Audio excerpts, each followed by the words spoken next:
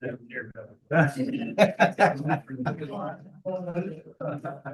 don't want to be an engineer? All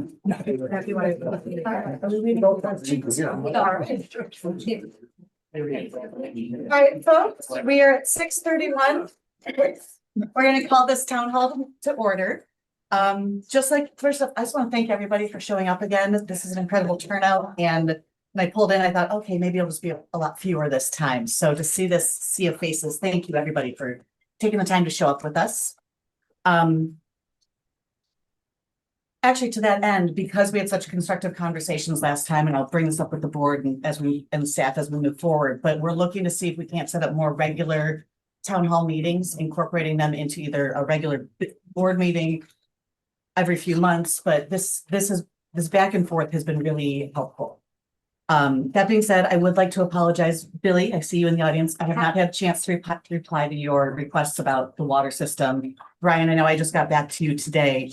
Unfortunately, from the end of the town hall to earlier today, not even, we've just had a lot of things going on in the village. That is part of being in government. There's residents you have to go out and help with construction issues, other emergencies, looking information up, looking for deeds and covenants, trying to figure out, looking up other things for financing. So my apologies, we haven't gotten to it yet. It's not for lack of effort or being busy. It's just been very, very time consuming lately. In a great way. I get to interact with everybody, but so thank you for your patience. We're going to go and resume the public Q&A from the last town hall. As you may recall, we got a chance to go through up to about water and sewage. So as I mentioned on the agenda, we'll just resume then with planning and zoning, move on to public buildings and environment, police and public safety, and then the Sleepy Hollow Service Club. Just sticking to the items that we had on the list. So without further ado, planning and zoning, and we have trustee Thomas online, so please speak up and speak clearly. And I'll try and repeat the question, Kelly, if you can't hear it. Okay, can you hear me? Oh, yes, thank you. So the first item of business is actually a personal issue with the residents. So Kelly and I are working on that, but with respect to the next two items, we have building official P&Z meetings, and then we're setting up meetings with Carpentersville with George and Kelly Thomas to coordinate the Sleepy Hollow and Carpentersville permits and inspection applications. So Kelly, I know you and Administrator Van have been working on looking for a building official, and we've had some feedback on P&Z meetings. Is there anything that you'd like to address with the audience first, or to go to questions? The only thing I have is that we're waiting for feedback from the village of Carpentersville to see if they can update the IGA that you and Eugene created with them and handle the building official duties. Okay, thank you. And with the P&Z meetings, we've both been there since Barb Detmer has resigned and is no longer, I was gonna say with us, that sounds bad that way, but she is. She's finishing up her contract with the permits. We're waiting until we really get a building official to help structure and give us more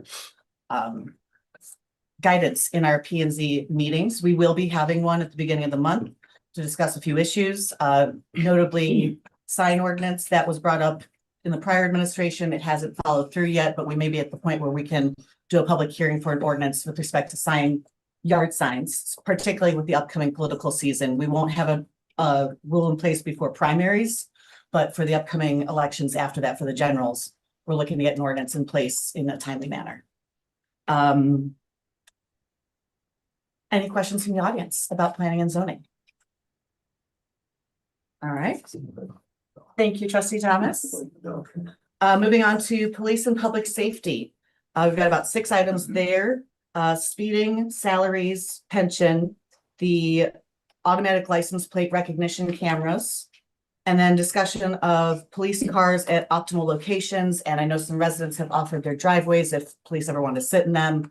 But I also know that sometimes from the police's perspective, they may have reasons they don't want to be there. So we've been discussing that, as well as getting in response to Deb Vernon's request for activity reports. We're talking about a monthly activity report potentially, or quarterly, just to kind of start giving us an idea of what our police are facing and a little more transparency. And that's something that can be broached with the committee perhaps, figure out from there.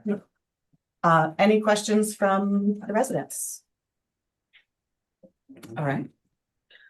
I have a question. Oh, I'm sorry. Yeah, any questions? I question over there.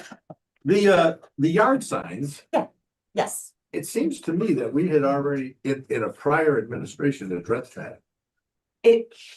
yes, and then it went to planning and zoning. And they discussed it, but then it went from just residential yard signs. I believe trustee Thomas that it also went into business signs. Then we brought it back to just the residential ones with P and Z. My understanding is we're in a final draft version of it, but with changing any kind of an ordinance, we'd have to have a public hearing. So usually we wait until we have a consolidation of ordinances or changes, put them all together in a public hearing. I think that's the final step we have for that. So we have nothing in our code book regarding, We have the prior ordinance in place, Okay. but it's a 2x3 square, a 6 foot square, or a 2x3 square, It's basically a 1x3 sign is what our ordinance says, 3 but foot. there was no parameters as far as how many you can put up. So if a person wanted to cover their entire lawn with 1,000 of them, they could. And what we tried to do is come up with something that was workable for the residents and code enforcement that was reasonable. And I think there was some proposals brought forth by Attorney Schuster, but it was decided that it had to go back to P and Z first and then make a recommendation to the mayor. So that's how it ended up, where it ended up. okay, So, and we decided that we weren't going to enforce current ordinance if we're in the process of rewriting a more effective.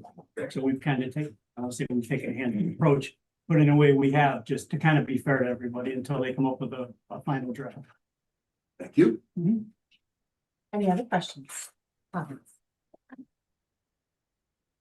So from there, we're going to police and we're at police and public safety. So. Thank you. Speeding, salaries, pension, ALPR, police cars, and monthly ticket or reports. Were there any questions on police? Because the yard sign was part of the zoning. All right, now. Wait, raise your hands. Well, just so I can see. Just yes. general question, Please. like, have we even got into discussion about like what we're gonna do to like keep salaries up after like his initial solution goes That- away? So that's what we're looking into. Trustee Hoff has done a great job and the finance committee. I'm bringing everything that we need money for to them to start working out. What do we need? What's the final number? How does that break down in taxes or what have you? Sorry, not what have you, but taxes, or with water, it may be part of your demand fee or a maintenance fee. So we're breaking all that down. We want to see what the whole picture is. And so appropriations, we tend to start in April and is due by July. That's where we're setting what's called what you would consider the budget for the next year. Okay.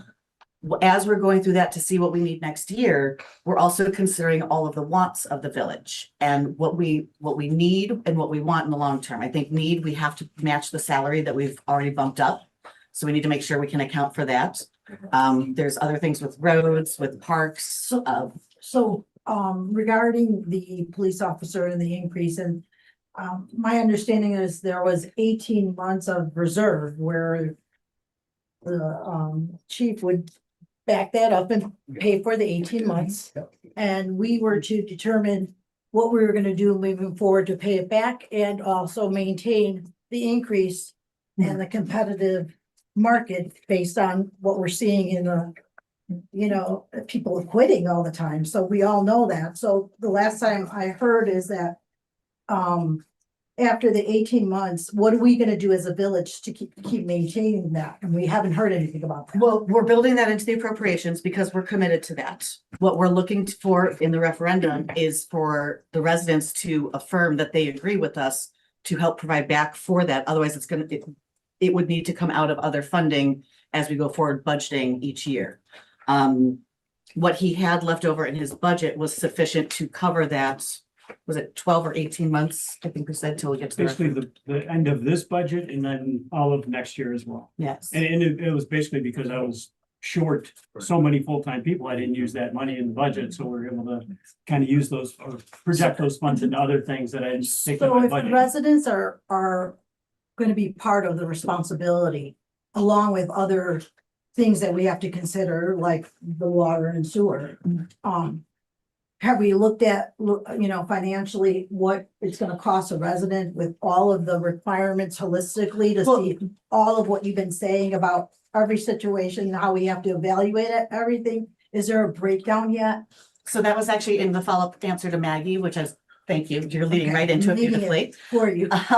So that's, a lot of us have been very anxious, individuals have been anxious to move their projects forward. And I'm holding them back because, so water and sewage is its own enterprise fund. It's separate from the general fund. And within the general fund, within the regular accounting of the village, every department has its allocated money. You can move things within your allocated areas, but you can't do lateral across moves, and you certainly can't do it with water and sewage as an enterprise fund, which means it kind of, the demand fees you pay into it help provide for the operations and maintenance moving forward.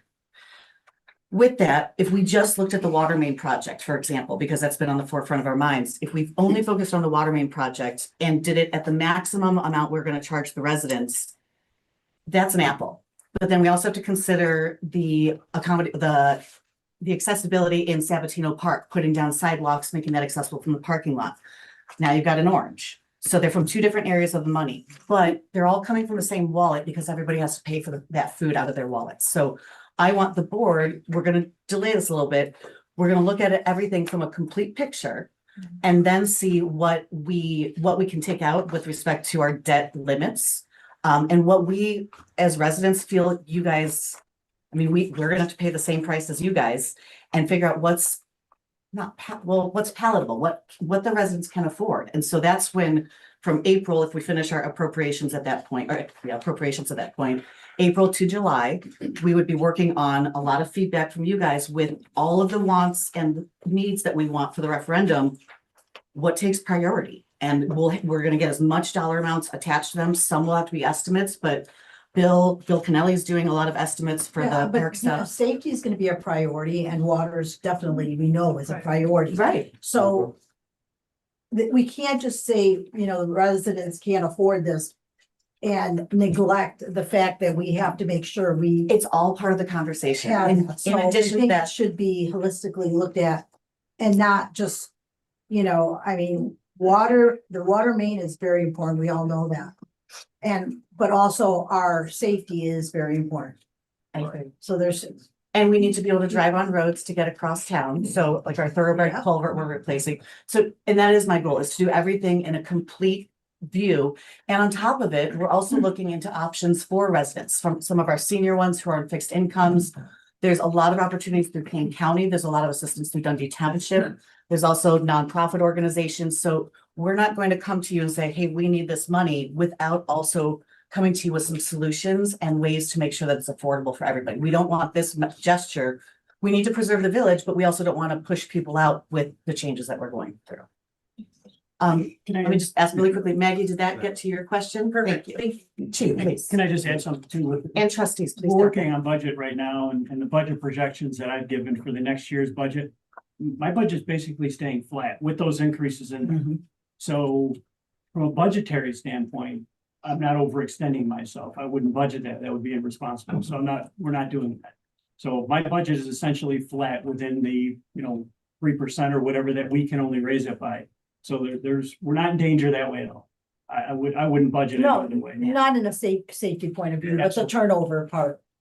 I Yeah, want that to stop, trust me. we're working That's very what we're hard on working on. that. We are in the early negotiations right now with the police union. We do not know where that is exactly headed yet. Like I said, we've had one meeting with them so far.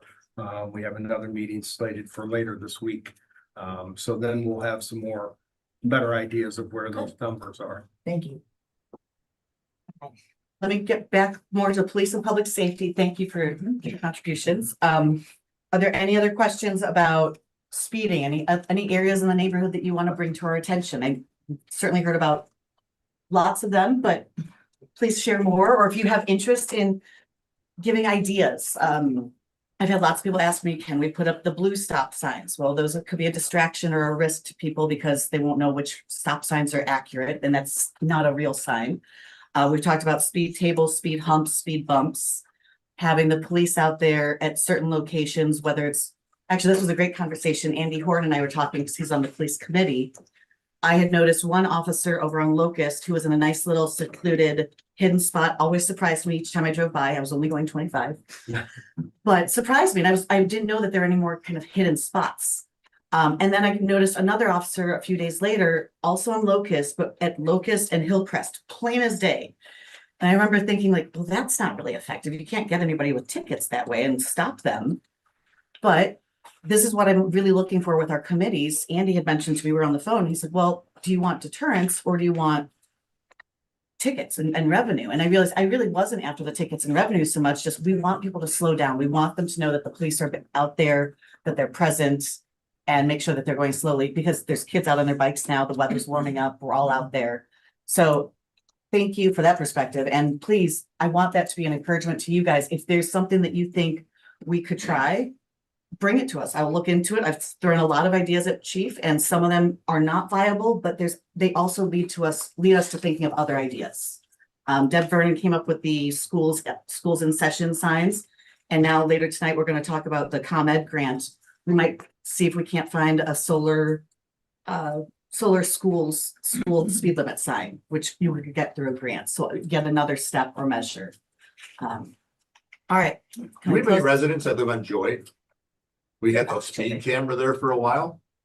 Do you think that people have slowed down as a result of the speed camera? Oh, the one. Oh, you mean on the sign? Mhm. Oh, I go out there every day. It definitely slows people down. Until they get past it.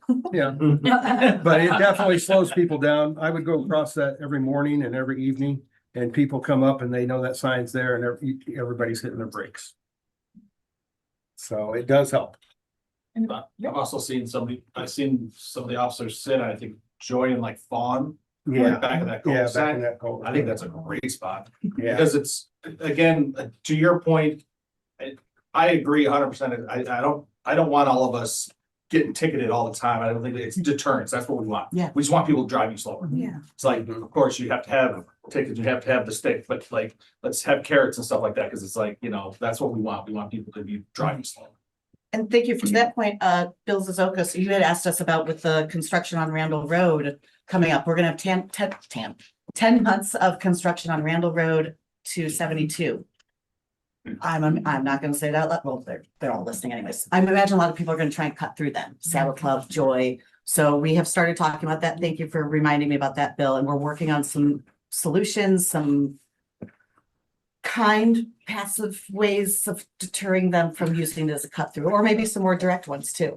I'm okay with the no direct ones. Yeah, and if you guys notice something awful or really bad driver, we all have our phones on, so don't do anything where it puts you at risk, but take a picture, let us know, because I mentioned to one of the officers, there's a certain type of car that really speeds down Joy and in Hilltop, and he said, I'll keep an eye out for it. So they only know as much as they know. We need to be able to share information with them, please. Can you tell us what some of these passive ways are that you're thinking about? Well, there's certain signage you can put up that are like local traffic only type signs. If you put things like that up, they're not really enforceable because we don't have gates around Sleepy Hollow. So they're not enforceable in terms of us writing tickets for disobeying a traffic control device.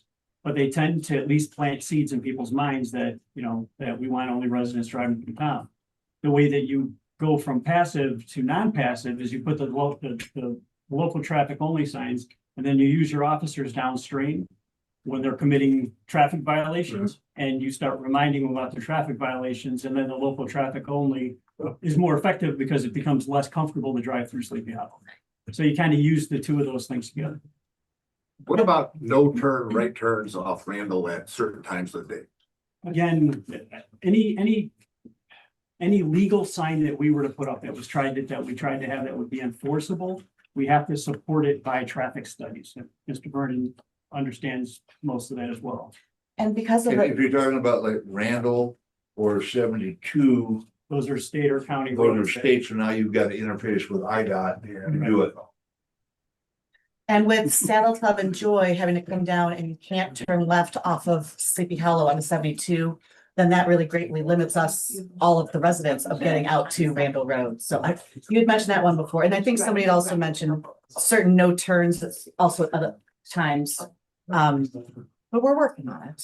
And again, let us know, please. And the biggest thing is just getting as many officers as I can out there to just have more presence. I mean, again, I've said this before and it probably kicks off East Dundee or West Dundee or Elgin. My goal is to push people into East Dundee, Elgin or West Dundee and not make it comfortable for them to drive through Sleepy Hollow. The ones that you have to do in their job now are doing the same job. Thank you. And I'll just say an anecdotal evidence, I mean, this is just me personally, I came up, I was gonna go on to Randall from Joy. And I saw it was completely back because we know that that's starting to cause a problem, so I just turned and went the other way on Joy. And it was awesome because your officer was sitting right there on phone, and it was just like. Awesome, like, I mean, I was on the 25, because I'm definitely religious 25 from it. Like, I was like, oh, that's awesome, it's here, because I'm not the only person that didn't go that way with that. Yeah. So. Thank you. All right, anything else for police and public safety? Yes, Deb. Police, there are so many more officers on Locust. And then I was at 5 p.m. driving sort of by the pool on Thoroughbred in that area, and I saw an officer there too. But so I would, because we've gotten more staffing now, I've seen a remarkable more police presence on those particular streets, and then some of the side streets as well, you know, going through, so. Kristen, thank you. I Christine? was going to comment that Locust and Acorn, we've been there for 15 years and we've seen more police in front of our house than not in past years. But that is definitely, I would request more officers there. You know, we lost our dog 3 years ago from someone hitting her, and she shouldn't have gone out in the street. Completely understand. She went through the invisible fence, but it was a resident and they never stopped. So, you know, it's just, but everyone would want someone on their street, right? So if you're a pass-through street, you're gonna want the police there. So I appreciate within the past 6 months, I personally have seen more presence, so I appreciate that. Thank you. Please. Question for you, Chief. Do we have that tool that measures the amount of traffic we're getting? Do we own that? Well, you talking about my black, what I call my black box? Yeah. Yes, yeah, the traffic counter. I mean, I would love to, after you've mentioned this, that the construction is gonna go through when, Courtney, on Randall Road? Well, they're starting. They're starting. 10 months? I think this. I would love to see if you've had any back counts to see what it was Actually, I and now can do do that. it. Actually, I do, because I had a count that I did A year ago. prior to us putting up the traffic sign on Joy and specifics, both directions. So, yeah, we can put it back out there and see if there's some comparative. I mean, that would be great feedback to come back to the residents and to the board to Sure. In fact, to really see how many people are coming through. Does that sign count for us? Yes, yeah, that has the ability to do that as well. It doesn't have the ability to write tickets though. and we did a study back in January, and then, was that when the sign, no, and then just recently again, when the sign went up? We did, We could put the sign up in early November. yeah, we had done this survey. It was about a month before that. Yeah. That's when we did the survey. So it was fall, when school was back in Yeah. session, for sure. Bill, please. Speed bumps. When are they gonna go back in place? Or can we get more of them? After tax day, that's when I take the plows off the trucks. So after that, we had the one anything? We have the one on Locust, and actually Kyle and I have been talking, and I think ideally I'd like to have them on Sleepy Hollow Road. Again, it's all about making it uncomfortable to drive through Sleepy Hollow. So if we can put them on both the north and south end of Sleepy Hollow Road, I think it'd be great. We have to be a little bit careful up on the west side, only because the roads are hills and grades, and you don't want to put speed humps on hills and grades. They're dangerous in those situations. But if there's spots at the bottom, like past the sign where people are speeding up, that might be a good spot to have one. with Yeah, slow people Joyland down. can get going. You can go now. It's going on. Yeah. Yeah, I think the ones, I mean, we did the data study and we looked at the speeds before and after the speed hump went in. And there's absolutely no question that they work. And there's some people that say they don't, but I've got the data that show that they do. They do work, so. I have a question about the speed bumps. I understand your concern on Sleepy Hollow Road, Mhm. but I feel that, the residents need more of a protection than a road that really doesn't have people on it as much as like Joy, Locust. Even sometimes Hillcrest gets a little crazy, but because of the times I leave in the morning, that's where I see the traffic pattern. When I moved here, I was told you don't speed in Sleepy Hollow, and that's what I tell everybody. And anybody I say, oh, you don't speed, yep, you don't speed in Sleepy Hollow. I mean, that's just like, no, so the people who are speeding aren't necessarily from our area, they're cut through or whatever. But I think those speed bumps would be more useful internally than on Sleepy Hollow. That's just my opinion. And we've talked about Winmore. I think Yeah. Winmore being a good location for one, again, for people coming to the schools. My methodology for having it on Sleepy Hollow Road is that a lot of the times people are going to Sleepy Hollow Road and they're using Sleepy Hollow Road to get to Joy or to get to Bull Brummel to use as a cut through. If I can keep them off Sleepy Hollow Road, I could probably cut down out of the traffic than on Bull Brummel or on Thoroughbred or whatever. But again, we're not married to any particular locations. We're just kind of spitballing possible ideas right now. Hey, Chief, what's the cost and what is the legality of having a device that not only registers speed, but issues tickets? So to have a speed camera, there's state requirements for certain population, numbers of population, we don't meet that. And we would never be able to meet that. And quite honestly, when you start putting out speed cameras, I'm not sure that there's a more polarizing thing that you could put out than a speed camera. Because either people absolutely love them or they absolutely hate them. And everybody who gets a ticket absolutely hates them, and people who don't get a ticket absolutely love them. So I think we can do some of the same things that we're trying to do using speed humps, stepped up enforcement with individual officers, because at least the officer has discretion. Speed cameras have no discretion. You set it at a certain point, and if that person's going 10 miles an hour over the speed limit, they get a ticket. And we don't have the ability to pick and choose who gets a ticket. You know, if it meets the criteria, they get it. I don't know that it would be effective in our town anyway, even if we could, but legally we can't. And also with the cameras, it's more of a one-on-one individual, like it's an individual experience, whereas if you're pulled over, I mean, I remember the very first time I saw flashing lights and you're pulled over and like that sticks with you. And then also if you see other people pulled over, you make a mental note of like, oh, maybe that's a spot where the police are sitting. And it acts as a deterrent. So I think just the experience of having those, what they call touches or stops, it may not result in a ticket, contacts, yeah. It may not result in a ticket, but there's still something to be gained from that whole experience for the person who experienced it, as well as people driving by. And it gives us an opportunity to educate. We just had the young gentleman that was riding one of the e-motorbikes that we're talking about, which are not supposed to be on the roads. They're actually illegal to be on the roads.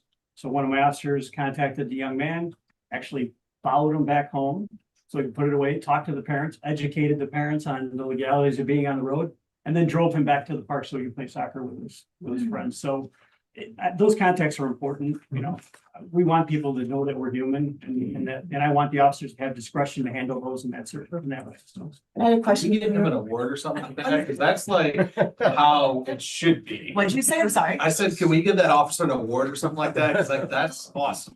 I remember being on the board as a trustee, and Chief shared with us that he got a letter from a person who got pulled over for speeding, saying that how outstanding the officer was. So, I mean, you pick quality officers, and we're fortunate to have them, and please engage with them, especially the new guys. Let them know who you are, and not that you're going to get out of a ticket, but like they want to know their residents that they're looking out for. Edie, I'm sorry, this gentleman here in the green, did you still have a question? Yeah, I was just gonna mention, as far as the Sleepy Hollow Road speed bumps or speed humps. In the past couple months, I've been passed twice on Sleepy Hollow Road, and I live on Bull Brummel. My son has been passed, and he texted me after he got to work because an officer caught the person that passed him. So it was just one of those karmic retribution moments. He said he was just grinning the whole way to work because he was going 25 and that guy was just riding his rear end. So, I had a guy pass me in my unmarked squad car. He quickly learned that it wasn't a good idea, but yeah, Good for you. so as far as the pasture stuff, like I said, I live on Bull Brummel. I see kids coming through Carrington, cutting through backyards, and then on e-bikes and things. This past summer, you know, into e-bikes, that's one of the reasons I wanted to pop into a meeting, because with so much stuff going on, traffic and everything else, I don't have a problem with kids trying to use parks, cutting through yards. I've had kids cut through my backyard while I was in it and not say anything to me and just try to like I don't know, I guess move slowly enough to, you know, not be noticed. But I saw a kid hit the mailbox at the firehouse, and he was basically laid out in the street because I don't know if he was on his phone. But the e-bikes and everything, as people are going more quickly, it's an issue for, you know, residents driving through the neighborhood. And as people are cutting through, as is obviously gonna happen, especially with the construction. I'm all for trying to slow people down, not just internally, but anybody cutting through. I mean, you would certainly hope that your neighbors aren't gonna be ripping through Sleepy Hollow going 35, 40 miles an hour. Everyone here goes 25. I've heard that multiple times. So I mean, I'm grateful for it. But anything that you guys can do to come up with is deterrence. I mean, because I'm seeing more and more people cut through and speed being an issue. Thank you. Edie? So back to the speed bump thing. I've been in neighborhoods and they don't have speed bumps, they have these rumble strips. Where kind of but I know that would affect the road integrity. But I'm wondering, because I'll tell you, when you're going through, when I go to Michigan to see my daughter, what Michigan has done on their big expressways is that when there's construction zone, they have all the signs, but then they do these rumble strips where like they do the cutouts in the road. And if you didn't see the sign, you hit that rumble strip and you just kind of like, oh, yeah, that's right. It's coming down to a construction zone. I don't know if that's something that's a little easier to do, and perhaps you could do more than just that. And I don't know if that affects snow plowing. I mean, they have it in Michigan on their big I-96, so obviously they have a lot of stuff. Than we have, but I mean, I think the issue would be having to cut out pieces of the roadway and then re-asphalt those roadway. Right. Yeah, I don't know if they We- grind them to make these, because they're like, it's almost like the road goes like that. It looks like they just like. On the highways, they grind it. Yeah, Construction zones, they usually put a temporary. yeah. No, these look like they're brown. That's taped to Yeah, the road. these look like they're brown because they change lanes and stuff. It's just, Yeah. it's just some ideas. There's nothing off the table. I mean, Yeah. we're kind of like, we talk all the time about some of these ideas. So anything like that, you have ideas about, send them my way, talk about them, look at them, that's feasible. Anything we can do to help them. What's it cost to put in and take out a speed hump? The speed hump itself is about $1,200 to $1,600. And then our time, it takes us an hour and a half. And then like, are they reusable? Like, we Yeah. can use them next year and next year? Yeah, the one that's on Locust, I think it'll be in its third year now. Yeah. So, yeah, and it's still in great condition. What is the life expectancy? We'll find You know, it depends on what the damage is. It's a rubber, it's heavy duty, thick rubber, so it'll last a long time. Perfect. All right, thank you, everybody. That's wonderful. And We already approved the purchase of another one. They haven't approved, I have it in my budget, but Well, I'll bring that to the, okay, but we approved the spend. not yet. I thought we did when we bought the camera, the speed camera. Did we? Yes, we can. we'll go back. So I can bring it, I'll bring it to From the, this I'll year. bring it to the board for the next meeting. Okay. Nice. Thanks. Let's add that to the agenda. Yeah. All right, Okay, I'm sorry. I know where you can get the money. This has bothered me for a while. Is stop printing the village newsletter. It's what? Stop printing the village newsletter. The cost with between the printing and the mailing has got to be enough. And it's color, exactly, 4 colors. Here's my thought process. I know not everybody is electronic and goes on computers. I get that. What I think you could do is say, hey, we're gonna convert to electronic. We're going to have a limited supply at the village hall. Make that limited supply 200. Make that limited supply 300. I just think, Computer set up, they can just click on it and see it, well, because then you don't because have. there's a lot of people who don't go on the computer or don't want to or whatever.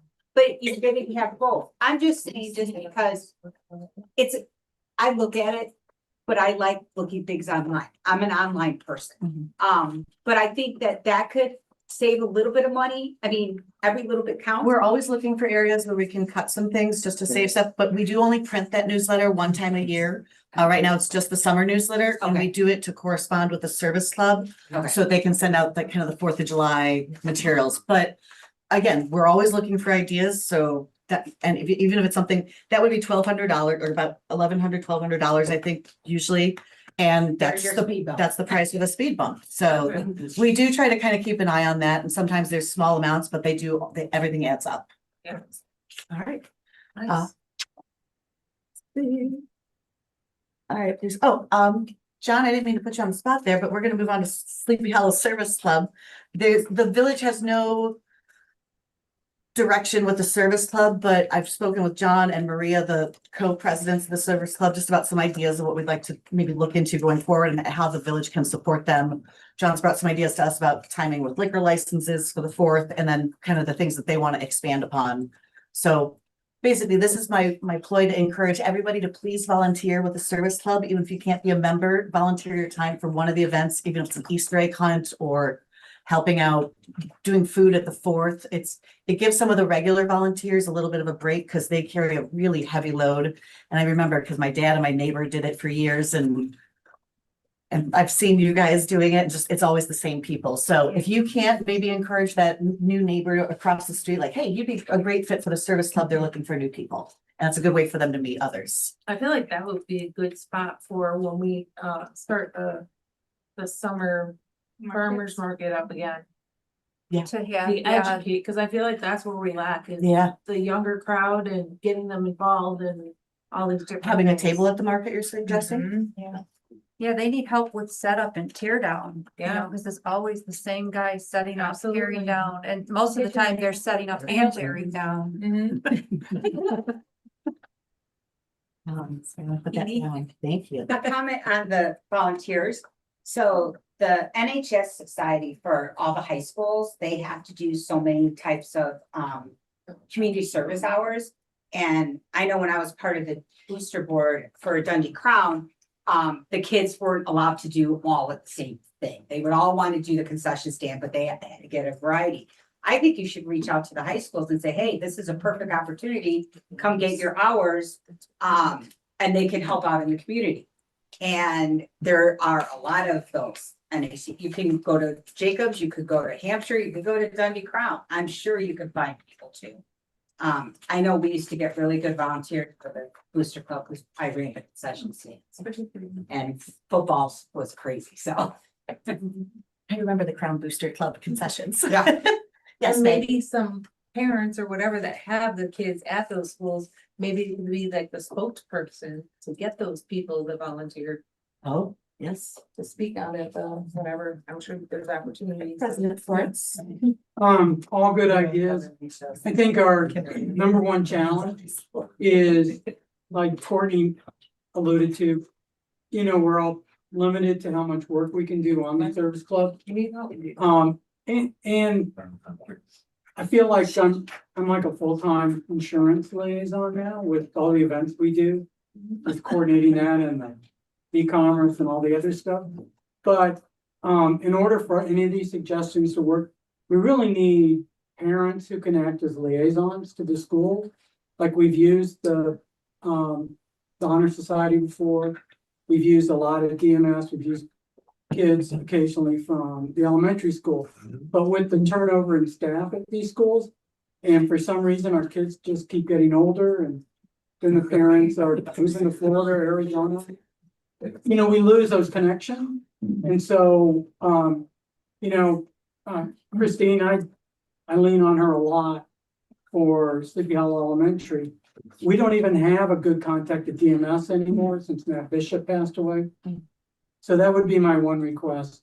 If you know people over there and they're willing to volunteer, we need that help. One of our challenges is 4th of July, obviously, is the big event, and school's out. So trying to coordinate that in April really is pretty tough because we're not thinking about it. We're coming off of Easter, and by the time you get into May, everyone's in either vacation planning mode or in graduation. So. Any other comments, questions? Discussions? We have, Jean. how Jean, many yes, please. people are members, I guess.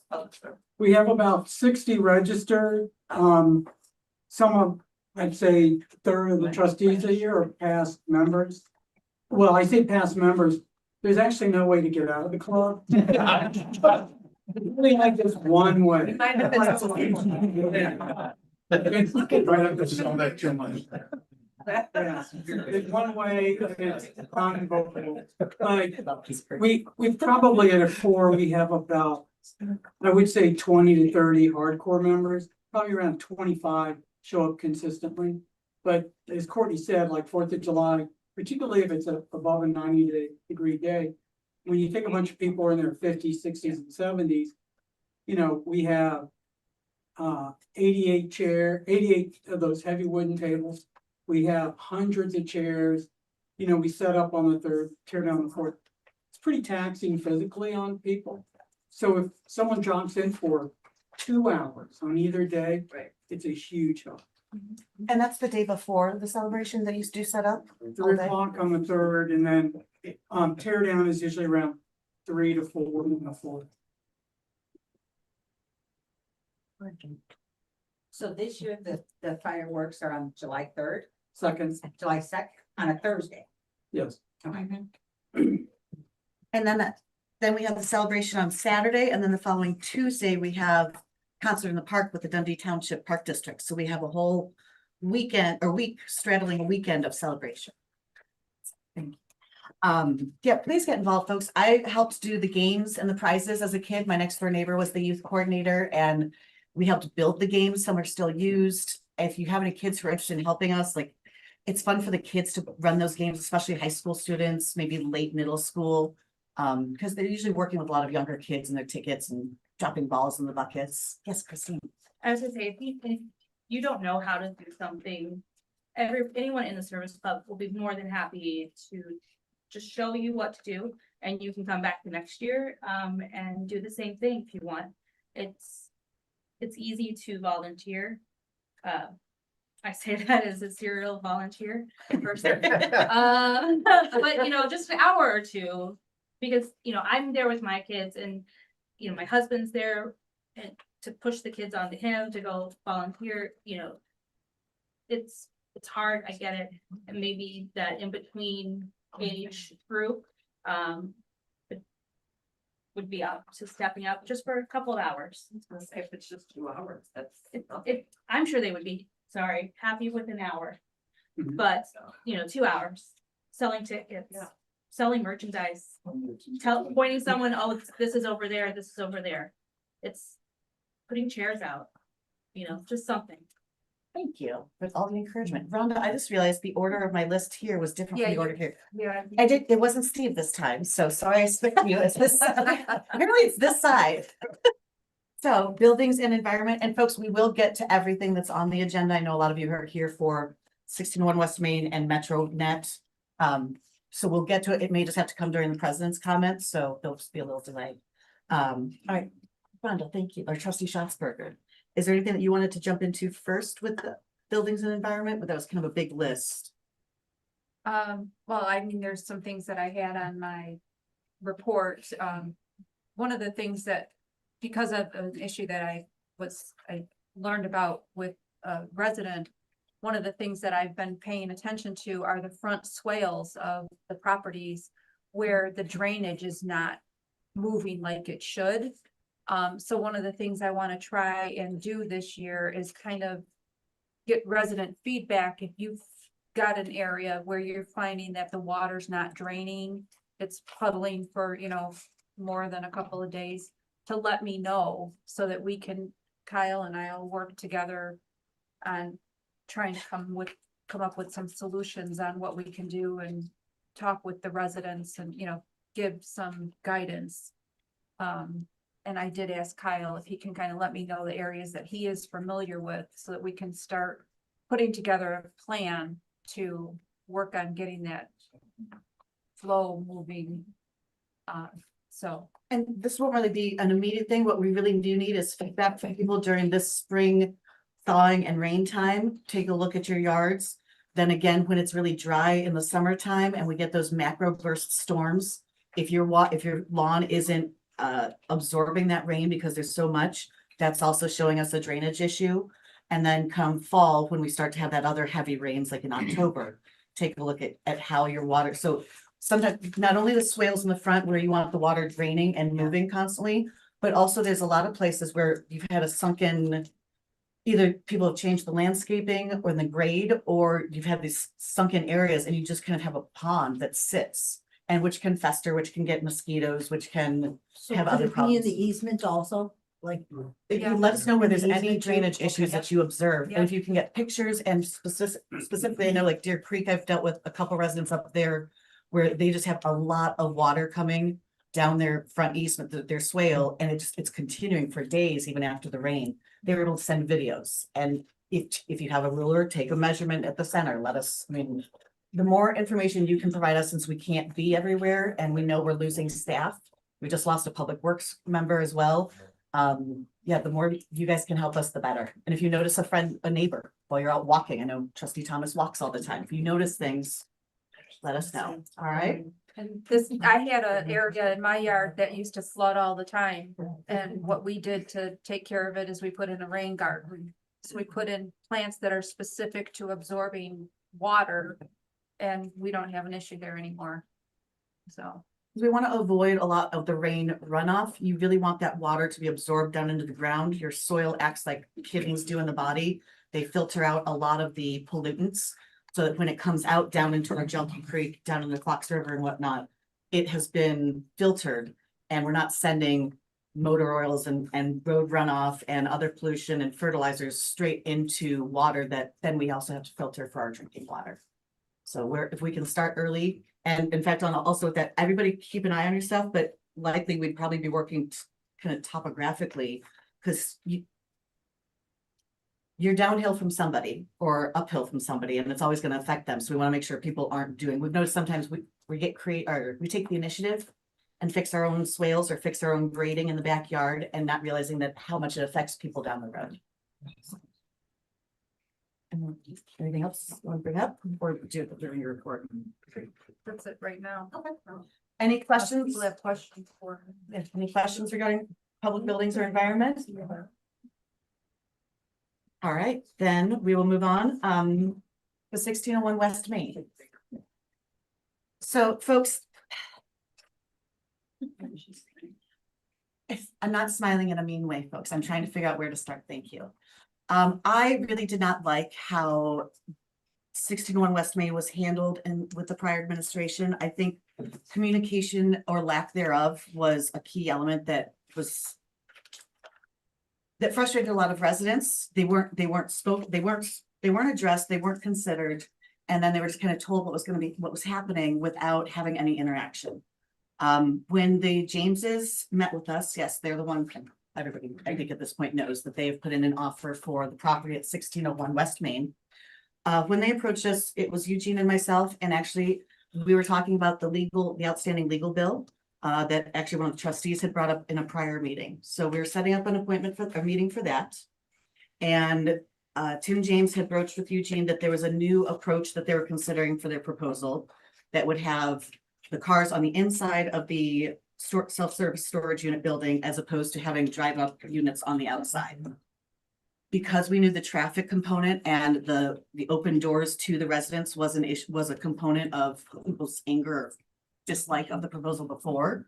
And also we were just discussing the outstanding invoice. I mean, we heard them out. Also, as I've said to you guys all the time, I will always listen and consider stuff. There's no unilateral decision-making here. Everything gets considered, and also I don't get to decide it all. It goes to the commissions, it goes to the boards.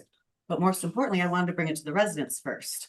Timing was unfortunate. The original plan was for us to reach out to some of the residents on Laurel Court before any contracts were entered into.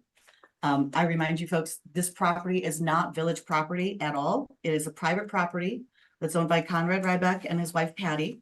And the proposal is for the Jameses to purchase it from them. It's a contingent deal of building a storage unit. We don't really have any say in how the purchasing goes down. That's between them. Sorry. I saw the hand, thought it was a question. I'm so sorry, I lost So control. what are we in control of here at the village? Well, so here's what, so they came, that's where I was, the meeting with Eugene. So this was really within a month's time. Edie, I think I told you 2 weeks ago when I was talking to you, it started on February 2nd, so my apologies. We didn't actually meet in person until the 9th. And then with the contract, I think that went down on the, oh, that was my point, is that the contract went down on the 19th or 18th. And our intention was actually to reach out to Laurel Court residents and just say, hey, the Jameses are back. They would like to make a proposal. And are you willing to hear them out? Are you willing to sit down and talk to them? Because the first thing that they said to us was they wanted to work with the residents, especially those who had the open exposure. As Tim had pointed out in his presentation before, he's an avid landscaper, and that's one of his passions. A lot of times with these, when you have developments, the developers aren't necessarily concerned about the main aesthetics in the back easement, and it's kind of one of the later things where they will do the minimum. He's already offered, but this part isn't on paper yet, so we can't hold him to it, but we could going in and making basically a green wall for those residents, using distance, using fast-growing taller plants towards the back for perspective, the more ornamental towards the front. If anybody wanted, he would probably consider going into some of the yards to also help just really give you more of a park as opposed to a wall and buildings. I met a lot of the trustees at the meeting about self-storage, protesting self-service storage units about a number of years ago. I'm not a fan of storage units. I've told this to Tim and Kristen, but the thing is, I'm a fan of them. Upon meeting them and having met with a lot of residents and Conrad and Patty, I think they generally want to put in something that's aesthetically pleasing to the residents in that area. I understand that people don't want to see a storage unit facing 72 representing the village, but there's a lot of factors with this that did resonate with me and made me think that this needed to come before the village as well as the board. First, it's a difficult area.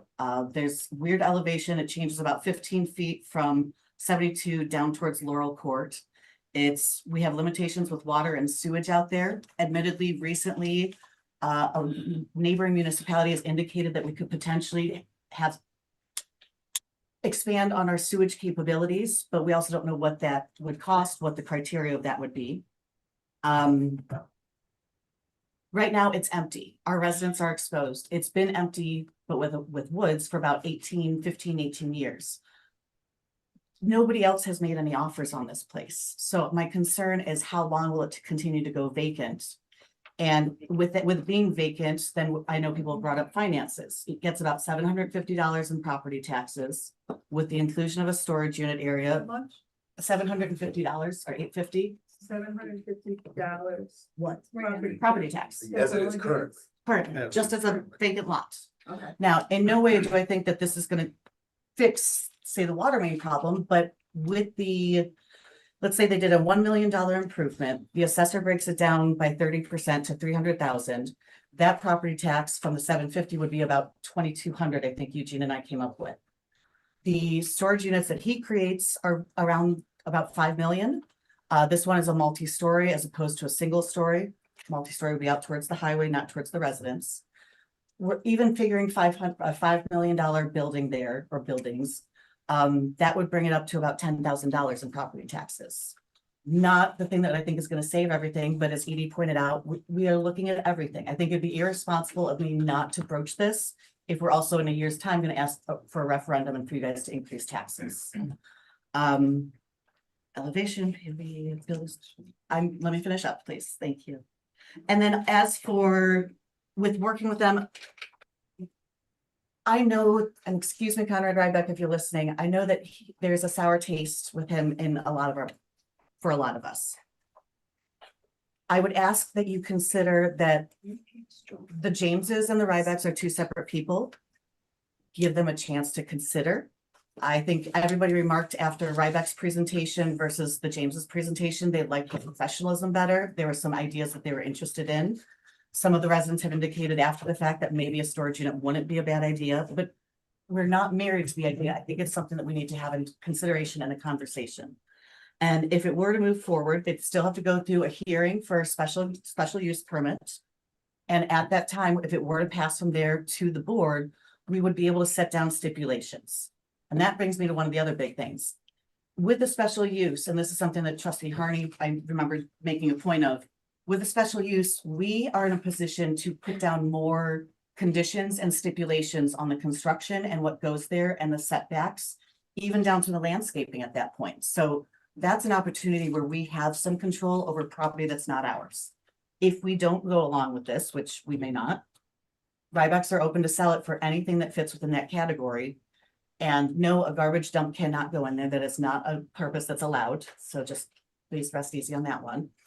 Oh, and speaking of other uses, we've looked into dog kennels, luxury dog hotels, nurseries, bakeries.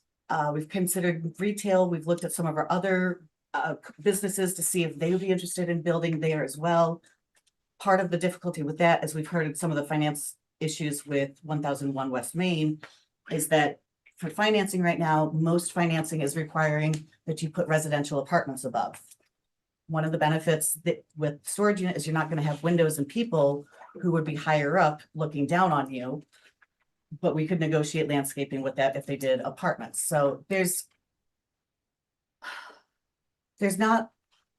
are reasons to consider it, I think.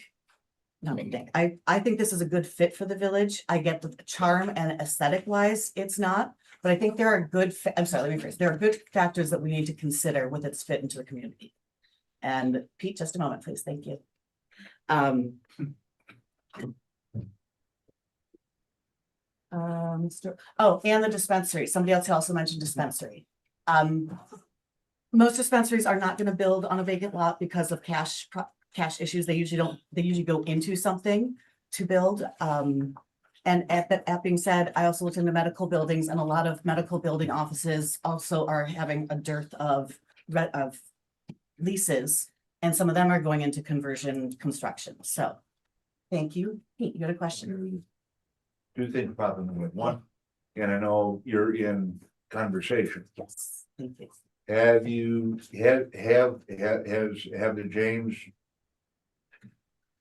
presented any concept document to you, like when we talk about Originally they wanted to. so, the ratio of cover, how much impervious they're gonna have, so forth. They have not yet. The original in our conversation, That's one of the other issues we had. in our very first meeting, they had offered to actually have some plans that they could bring towards to the residents. And then in reflection and discussion with their builder, they decided not to, because there've been so many iterations going with some of the hearings before. They thought maybe we'd come in here first, be able to incorporate ideas and go from there. So, and honestly, I was stressing, they were very open and wanting to come and meet with the residents and have discussions. Because of the way things were handled at the before, I asked them not to. They actually offered to come to the meeting tonight. I asked them not to, so I'd have an opportunity to share with you the mindset and how we got to this place in these 4 weeks, and then go from there. So second question. That really was, part of what. Oh, okay. I'll do it. Yeah. Part of what blew that up was. Well, a lot of this that we've been talking about, the communication. I had brought up at one point having the pre-conference, which you're, in a way, you're starting now, we're short on some of the principles that should be involved, but that'll be filled at a point in time. But going through and saying, okay, this may or may not be a fit, I don't know. But here are the must. You must do this, you must provide that, whatever those items are within the code of ordinances. Okay. And they're not negotiable. They're not something like come in at the 11th hour and say, oh, by the way, they're just storage units. You really gonna make me put sprinklers in there? Yeah. I'm sorry, that's a requirement, period. It's commercial. You don't know what's in that storage unit. This is a for instance. The other thing that came up was the fire access road. Okay, those are the kinds of things.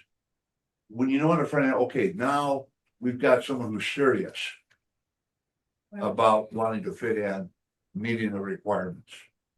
Right. This is the initial conversation. I know, this is early, but these are the kinds of things that I think friends and neighbors want to see happening. Those conversations. Then when you go to public hearing, like, oh, okay, someone actually thought about it.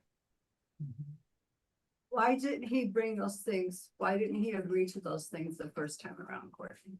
Agree to what things for Like he was pushing back the fire access, pushing back the ambulances to go I around don't know, I wasn't talking to him at that point, at the public hearings. but I don't know why.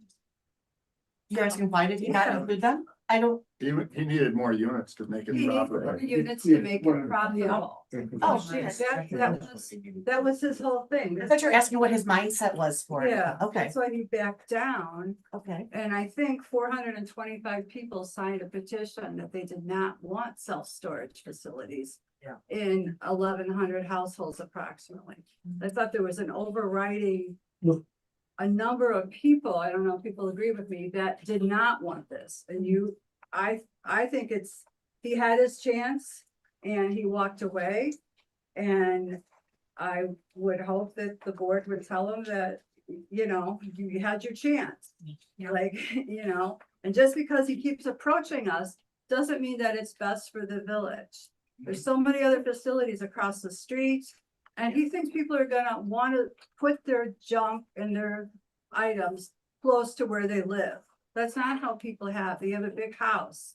You can store stuff in your basement, you can go to the U-Haul across the street. I think it's a very poor decision, he had his chance. And I mean, I'll let somebody else I talk. couldn't understand, he still has. When we took a ride by his place. Of course, this is back then, he had prepped 2 or 3 pads for new buildings. And just buku room for more. So why was he looking for another location? You're talking the Wakanda location? Yeah. Yeah, this is. Andy, yes. I'm a little confused because I wasn't part of the initial aspects of this last couple of years. So there's 2 parties involved. Yes. The current owners, what's her name? Conrad Ryback, Okay, and then there's the the James. Jameses. Who are the people? Oh, can you speak up? They can't hear you in the back. Sorry. Thanks. So of these 2 parties, Mhm. who is the party that knocked down all the vegetation to be spiteful? The current owner, Ryback, Not the James. not the James. In fact, the James used to own a nursery or greenery or landscaping business. Which is because of the openness, I thought would. And, Yes. and the Rybacks are also the people that on the Facebook site, that Yeah. were gonna make a garbage dump or something Yes. else. Yep. So, Yes, there's, as far as I understand, aside from purchasing the land from Ryback's. That is where the relationship begins and ends with the Jameses. I've not investigated it, but yeah, that's my understanding and they would like to be. Yeah. Right, that Ryback would be gone then if this deal went through. And Jean, you had a question? Yeah, just so I understand.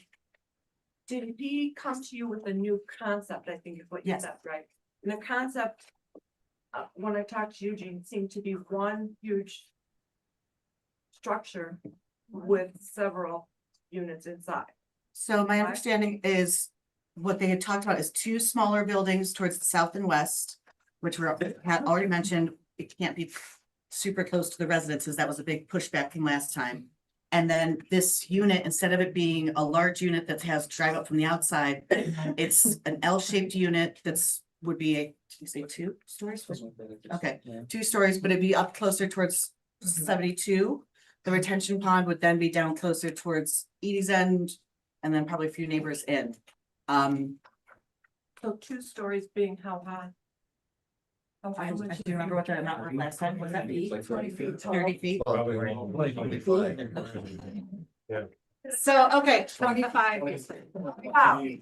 More. Approximately. so we're reference. we're just the giving- 1001 building. 35. That is tough, yes. Did we get that answer? Yeah. Okay. So what was the consensus, guys? 25? 2-story is 20 to 25. The banquet facility is like 35. All right, thank you. Thank you. Yeah, it's good. Everybody that's down elevated. Edie, yes, please. Oh, God, I know. I can't believe we're back here again. Yeah, I'm on Laura Court. He cut the trees down to spite me. We all know that. Thank you, Edie. Yeah, it's because of me. Actually shot himself. Yeah. My question is this, like. You're not gonna make a storage unit look pretty, period, exclamation point. Life Storage has in fact built all brick ones. And that have cost a lot of money. We know he's not gonna do that. Number one, that's gonna be ridiculous. But number two, he's gonna put a $5 million project. He's never gonna make that money back. It's gonna take years to make the money back. His first presentation was he's got to fit as many units in there as possible to make money. Rybeck was the same thing. Yeah, I'm going to come in with 3 buildings. Well, I saw him on different storage sites on Facebook, because yes, I am that stalker. And he's asking how to convince a town to bring in the portable units, because I need to make more money. How do I convince him to let me do a better FAR for him, because he needs to make more money? Everything is about money. So I am shocked that he's coming back and saying, oh, I want to build this. That's going to cost $5 million, but he's not going to make money. It's going to be a long time before he's actually going to make money. Those storage units, if you say, I'm making this number up, let's say an average of $200 a month per storage unit. It's going to take years to do an ROI for $5 million. Unless he has that all in cash and he doesn't care, hey, maybe that's the deal.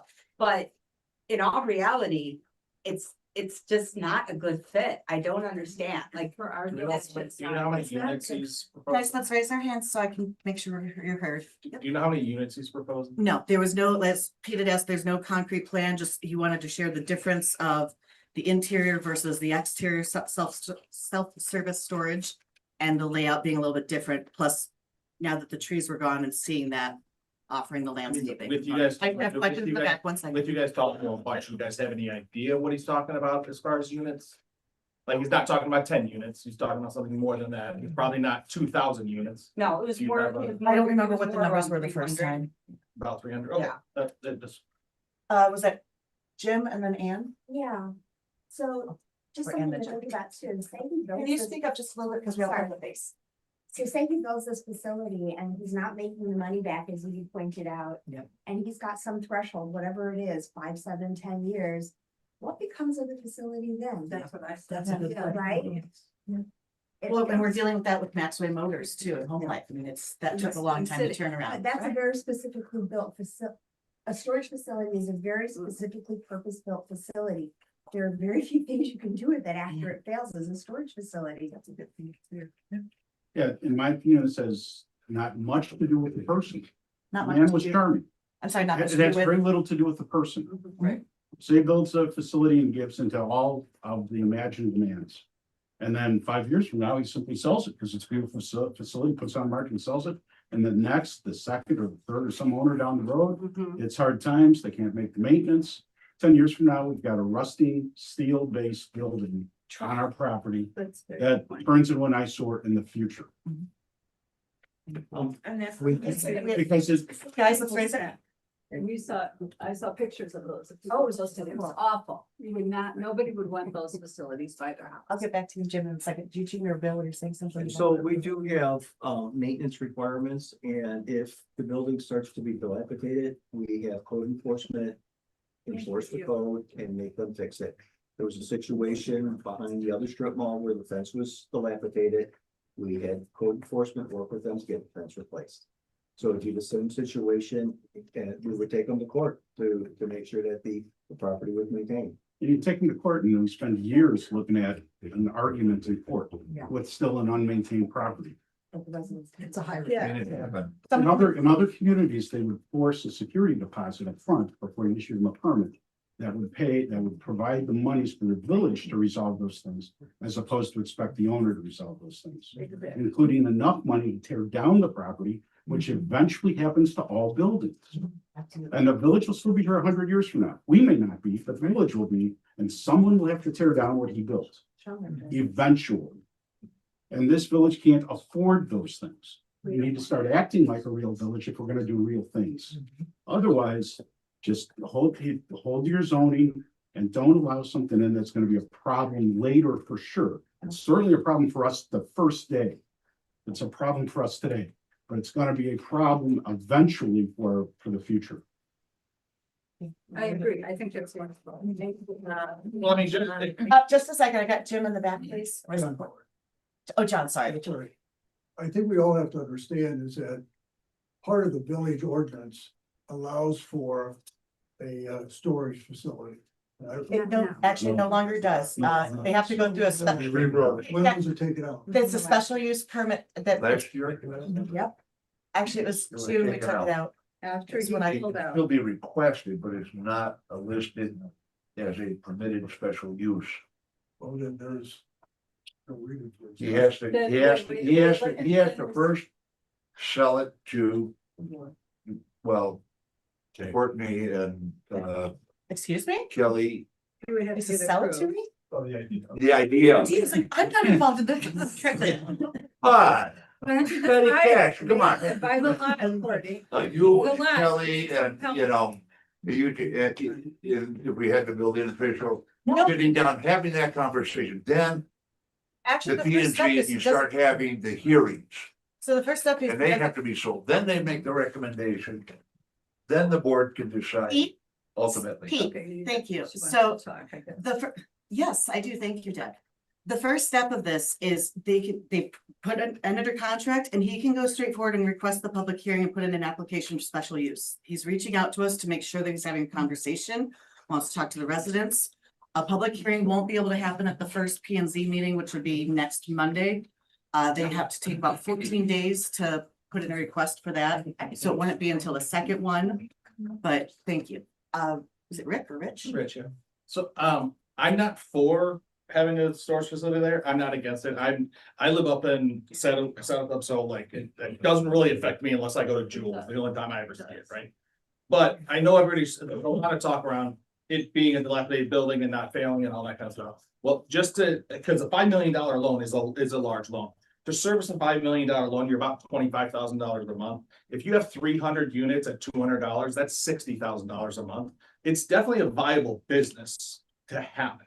And if they're making $60,000 a month, I'm assuming that property tax, that $10,000 a month, that's great because that can service about 1/5 of our debt if we were to take on the $1 million water project. And that would be. We're not getting here. No, I understand that. I understand that $10,000 a year, that would be about a fifth, because it'd be about $50,000 a year to service the $1 million loan if we were to take a loan out for that entire water project. So I'm just, again, I'm not for it, against it aesthetically. It doesn't affect me. I don't have my backyard like you right there.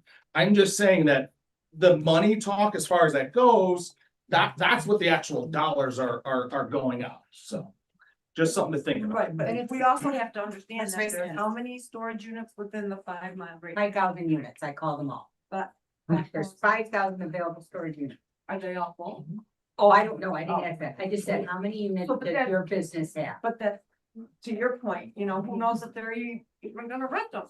And they can go to school all. But I mean, just to make his mortgage, he doesn't even have to be half full, in order to cover this. All right, folks, you know what? We are actually getting to 7:45 and we do have to start the board meeting at 7:30. As I indicated, I will bring it up again during president's report. Give 1 second, Deb. You guys can continue this discussion. We'll have a 5-minute break. Deb, did you have a question before I Since break? there's 25 people here tonight, could you possibly ask people to raise a hand if they would be for it or against it? Because there is 25 people sitting here right now. This is a poll. Just as a poll, would anybody be interested in something so they can get an idea? How of about what- you take a poll during our break, please? That would be great. Thank you. Okay, so if anybody comes, I'll be standing in the back there by the fire department person, and you could tell. Okay, so guys, you touch your I needle. don't know your name, mister. All right, folks, we're gonna adjourn the town hall meeting. We'll resume in 5 minutes, please. Thank you very much. Yeah.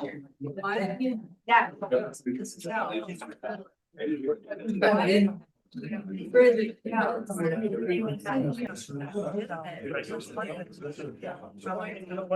a numbers game. They do it, 50 or 100 people, it's just 102 people fighting. All right, we can wrap up to take our seats. We'll get started in a minute, please.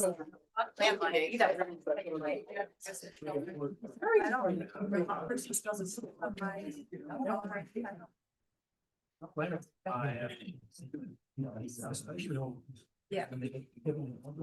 All right, folks, we're at 7:57. We're going to call this meeting to order. Thank you for your patience. If I can have everybody please rise, we'll say the pledge. I pledge allegiance to the flag of the States of America and to the republic for which it stands, one nation under God, indivisible, with liberty and justice for all. Quickly, if you'll call roll, please. Trustee Schatzberger. Here. Trustee Diatley. Here. Trustee Hawk. Here. Trustee Knelly. Here. Trustee McGuire. Trustee Thomas. Here. And can I get, we have trustee Thomas had a family emergency tonight, so can I get a motion from the board to approve remote attendance by electronic means, please? So moved. Second. Moved by Schatzberger, seconded by Kennelly. Roll call, no, all those in favor say aye. Aye. Nope, I'm sorry, roll call vote, please. Let's do roll call, please. Trustee Hawk. Uh, Trustee Diatley. Aye. Trustee Knelly. Aye. Trustee Schatzberger. Aye. Thank you. Welcome, trustee Thomas. Thanks for joining us. Thank you. Minutes, is there any discussion or can I have a motion to approve the regular board meeting minutes from February 17th? So moved, Diatley. Second. Moved by Diatley, seconded by Kennelly. Yes, trustee Hoff. There was just a dollar amount that needed to be corrected. I talked to Jen, she's gonna make that correction. Thank you very much. Did you get us any more money with that? It was a big difference, so. All right. A roll call, or any other comments, questions, or discussion? Hearing none, roll call vote, please. Trustee Thomas. Here. Yes. Sorry. Trustee Schatzberger. Aye. Trustee Hawk. Aye. Trustee Knelly. Aye. Trustee Diatley. Aye. All in favor, no opposed, motion passes. Thank you. All right, moving on to the president report. I'm Attorney Schuster. I haven't assigned this to anybody in the audience yet. Would you like to read the civility pledge, please? Thanks. Well, in the interest of civility, I pledge to promote civility by listening, by being respectful of others, by acknowledging that we are all striving to support and improve our community, and understanding that we each may have different ideas for achieving that objective. Okay, so I'm gonna go through, let's resume the town hall from where the discussion, I will open up my president report for the purpose of the continuing discussion on MetroNet. And then we'll move on to B, C, D, and E on there and the rest of the agenda. So the last item on the town hall is MetroNet. Folks, we're about halfway through with the project. We have learned a lot in the first half. I would like to ask, please, if there are any concerns or difficulties, please contact Village Hall. Kyle loves to talk to you guys and loves to provide answers, but he's really not on the forefront of MetroNet. And so then he just basically is forwarding the phone calls to me or to Eugene. So please contact Village Hall. Sharon or whoever's on the phone or Eugene will be able to direct you. And then we need to get out in the field. I usually come and show up and talk with the MetroNet guys and the residents. So if you do have questions or concerns, please reach out. Also, at this point, we all have seen the flags. We know the construction's going on. If for whatever reason, one of your neighbors is that type of person who doesn't get out much, maybe just give them the heads up if they're not a computer person too. But if you see flags on your road slowly approaching your house, that means that pretty soon you'll see people in your yard marking they're looking for gas, water, electric, sewer, telecommunications. There'll be multiple colors of flags. Again, please do not remove them. They need these. And if you have a question about some of the placement of the flags that maybe doesn't line up with what you think your property should be, please come reach out to us before, like they'll be there the day before flagging or two. Come and let us know so that, or Yes, come and ask us about it so we can show you where the easement is. Most of them are in the back easement, some have to go to the front easements. We've been learning that on Hillcrest. And there's 4 different companies that they're using now for locations. It's Gridlock, Bloodhound, USIC, and of course, I'm blanking on the 4th one. It'll come to me in the middle of the meeting. I will get that for you. But there are 4, they're all identified. They all have their vests on. They have trucks that are labeled. Obviously, if you see somebody in the back that doesn't have a vest on, it doesn't look like they belong, please call 911. But do bear in mind in context clues of, yes. I have a question. Go ahead, trustee Thomas. In regards to the folks that are coming around the neighborhoods to get people signed up. I know, and I'm assuming that they are probably outsourced people. Is there any way that we can get MetroNet to, when they're having their folks go around, to make sure that they have a copy of a permit and their badge visibly showing? So the people that were going around were not part of the MetroNet T-Mobile program at this time. In fact, they're looking into who was out there, if it was somebody else for T-Mobile on another entity, but nobody had solicitation permits. I checked in with the chief. I reached out to MetroNet immediately. They put me in contact with the sales. They have not been starting in our area yet. So we're trying to find out who is coming over here, or if it's a group that's coming off of West Dundee, but it shouldn't, yeah, we're looking at that. There's been no solicitation permits. They know they need them. So we'll get more. Because there's been quite a few, just so you know. We forwarded all those messages actually too, and we have been in conversations with MetroNet, and we have Eugene and I have a meeting with them. We'll do a monthly meeting on the 2nd Wednesday of each month, just to get find out feedback from the prior month, and then get feedback of what's upcoming in the upcoming month. Anne, you had a question? Yeah, I'm just wondering what their working hours are. They're permitted to do hand digging from 7 to 8. Is that correct, Jeff? From 7 to 8, and then they work until they, well, what, we have to stop at 8, 10? I'm sorry? Whatever the hours were on the. It's 8 Sound. p.m., I believe. 8 to I think it's 8. 8, okay. Is that 8? Yeah. So it's 8 to 8 with the permission of 7 to 8. They're doing hand tools. And this is something that I've learned, well, I've observed and learned. They come in 2 shifts of crews. So in the morning, you'll see guys come in, they will be doing the digging, drilling, and excavating. And then shortly behind them will come the restoration crew, who is filling in, cleaning everything up, and it should be back effectively the way it was before. Now, that being said, in the permit, I'll get right to you, Gene. In the permit, and the contract, they will come back in a couple of months, particularly since they're doing this over winter and we're now coming into the thaw and spring, to check for areas where it's settled. What would be really helpful for us, if we can create a list and start that for them, let us know if you have a spot that MetroNet where it's dipped and you need it restored. We can get a faster response and they can send them out to certain areas where they definitely notice the settling. So, Jean, did you have a question? Yeah, last week, I think it was last week or maybe 2 weeks ago, they did come out with the, flags were done, they did come out and they dug. But today, there was like 5 cars parked in front of my house. And they were running wire. So this is the second phase of this, because none of them had anything on their cars. They didn't have, some of them had vests, some did not. I did not go out and ask who they were. I just assumed they were doing, because that's where they were headed. Yeah. But I know they were up on 72, which would be by you, probably a week ago. yes. Now, as a matter of fact, they did have to go back to some areas just today. They'd asked for permission over the weekend, but we don't allow it. They just need to go back and install some posts along the areas for the connection boxes. I'm not exactly sure what it was, but posts. Okay. That might have been what they were working on, but I'll look out and see what they were doing on Laurel. Yeah, To let 'cause you I know. didn't see They might have anything had to come back and fix something. on the website about them being around or anything. I just assumed, I didn't go out there, but. Okay, I'm gonna get Jim, then Christine, and then Ann. Jim? Hey Courtney, I'm on the east side and they've been through already.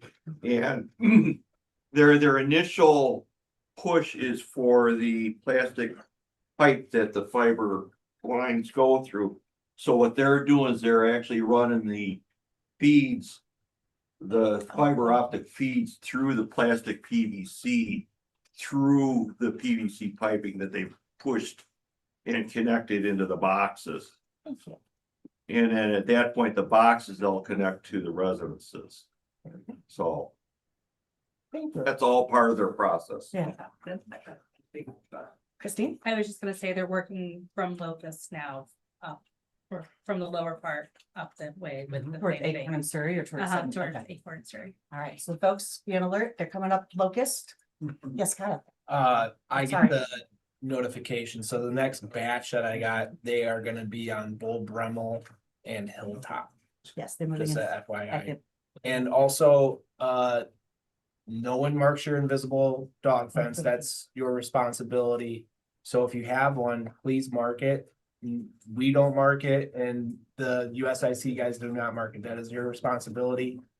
Technically, it shouldn't be an issue because they're not supposed to be in the easements, but we all know the invisible fence people like to push the boundaries, so if they hit it and you guys don't mark it, they'll maybe patch it, but you don't want a damaged wire for your dog. I talked to one of the guys that was like Julie guy, and I asked him that very question, and they said, that if they do cut the invisible fence line, let them know, they will fix it, that's part of their process.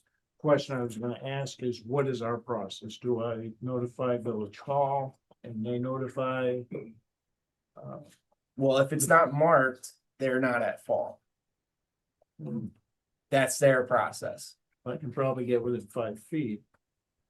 But then I have to pay $100 for invisible fence to come out. Just take the dog collar off the Yeah, dog and that's hold what it I over, did. hold it close to the line, it'll be. Within 5 feet. Because it'll be within 5 feet of that. No, you can press it.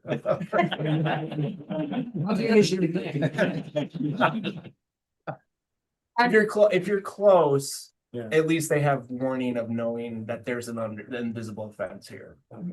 I've had some residents stop, I've stopped and spoken to them. They had some concerns about sprinkler systems that were in their yards that were there before they bought. They didn't know the exact location. So if you know that there's something unique about your property, come down to Village Hall. Let's see if we can find something in the records. We're happy to help you try and figure it out. But yes, dog fences, sprinkler systems, anything that's not those utilities that I mentioned are the homeowner's responsibility. So help us help you by checking where your fences are placed. White flags are always helpful, or any flag. And then just when you see the guys out there, let them know this is a dog fence. As soon as I give them an address and I tell them what to look for, they're really good about that. Anne Marie? So, thank you. And then Is there a place that homeowners can go to look to see what the finished project should look like? Is there MetroNet reference sites, anything like that? I bring it up because I have a cute little green square plastic thing in my yard. My neighbor has this thing that's basically a small bathtub, but that can't be the finished product. It's this giant plastic lid and it's white and it's just sitting there. I can't believe that's the finished product in his yard. How tall is it? It's about 2 feet wide by about 3 feet long. There was a guy in it almost up to his shoulders digging on Friday. That seems, Jeff and Kyle from the plants. Well, they do have different I've seen the bigger boxes. Mhm. I don't know if that's like a hub for the main. And then the individual service will have a smaller box, but they should both have green lids. That the white lid I have not seen yet. Might be so they can find it again. Yeah, so the finished product should be. The lid is at same level as your grass, and then they come back with straw blanket and grass seed. But you're gonna have a plastic cap in your yard. Depending on the size of box, I don't know how they're placing the big boxes to the little boxes, but there's 2 to 3 different size boxes. It seemed like a weird thing to leave forever in place. Yeah. And could you take a picture and send it to my village address? Absolutely. All right, I was gonna go to Pete and then Jean and then Andy. Real quick, now, once the thaw hits, they gotta come back and they're gonna bury what's laying on the ground right now. They do know to go at least 18 inches, don't they? I hope so. Well, so do I. That's- You know, Yeah. The permit is for 18 inches to 4 feet. They have to, and yeah, they have to go down at least 18 inches, yes. You're saying so for they digging will- down? When they come out, they will go at least 18. Wait, are you talking about digging for the drilling or No, no, no, no, restoration? No, I'm good. Individual They services. drilled everything, okay, and when they run the service to everybody's house, right now, it's laying on the ground. Ground's frozen, that's all you can do, okay? Yeah, your individual Understand, house. so and they will come yeah, back in 18 the spring, inches. Yeah. the thaws. And whether they use a ditch witch or a hole, I don't really care myself. But, they need to be at least 18 inches deep. And even it's gonna be less likely to get pushed up in a frost heave. Is not likely to get full up if somebody happens to get close to the end of it and trips. That's an NEC requirement. I'm sorry. It's an electrical code requirement. Yes, and it's on the permit as minimum of 18 inches. That's, Okay. yeah. Well, that's what I'm saying, Yes. that they will know to do that. I can tell you from personal experience, I live in West Dundee, I have MetroNet. When they installed it, they directional drilled it 18 inches deep in my yard to the house. Mine's laying on the grass. Of course, It laid on they the did gra- mine. It They laid did on the mine grass for a Christmas while. Eve. Yeah. And you saw the cable lying on the grass? Yes. Yeah. It took a while for me. It Did took you- a while for them to did come you- get mine. They're waiting. Everyone got, Oh, they got everyone it. got a notification. Okay, so you've They're- been notified. Yeah. Nothing, Oh, yeah. okay. I was like, nobody's told me about this. No, it goes from the house to the line. Thank you. Okay. Yes. That's it. Cool. They're not going to every Green and house then though Andy. with this, right? Sorry, They're say not that. going to every house because they didn't go. To No, my only neighbor's if you house. get the internet. Okay, but you said that they notified you some, I was not notified when they were there, I was not notified of any. But they're there It's and whenever I they, order for, and they were in the wires, what, it's when you buy the internet. that they come. when you buy. Thank you. Andy. Okay, this may have been answered, I'm not sure. So I've got the fiber in the easement in my backyard, which is fine. They will not, and that's beyond where my invisible fence is, so we're good. Am I correct that they will not run a line to my house unless I purchase the service? Correct. Correct. Okay. It's the same as Comcast.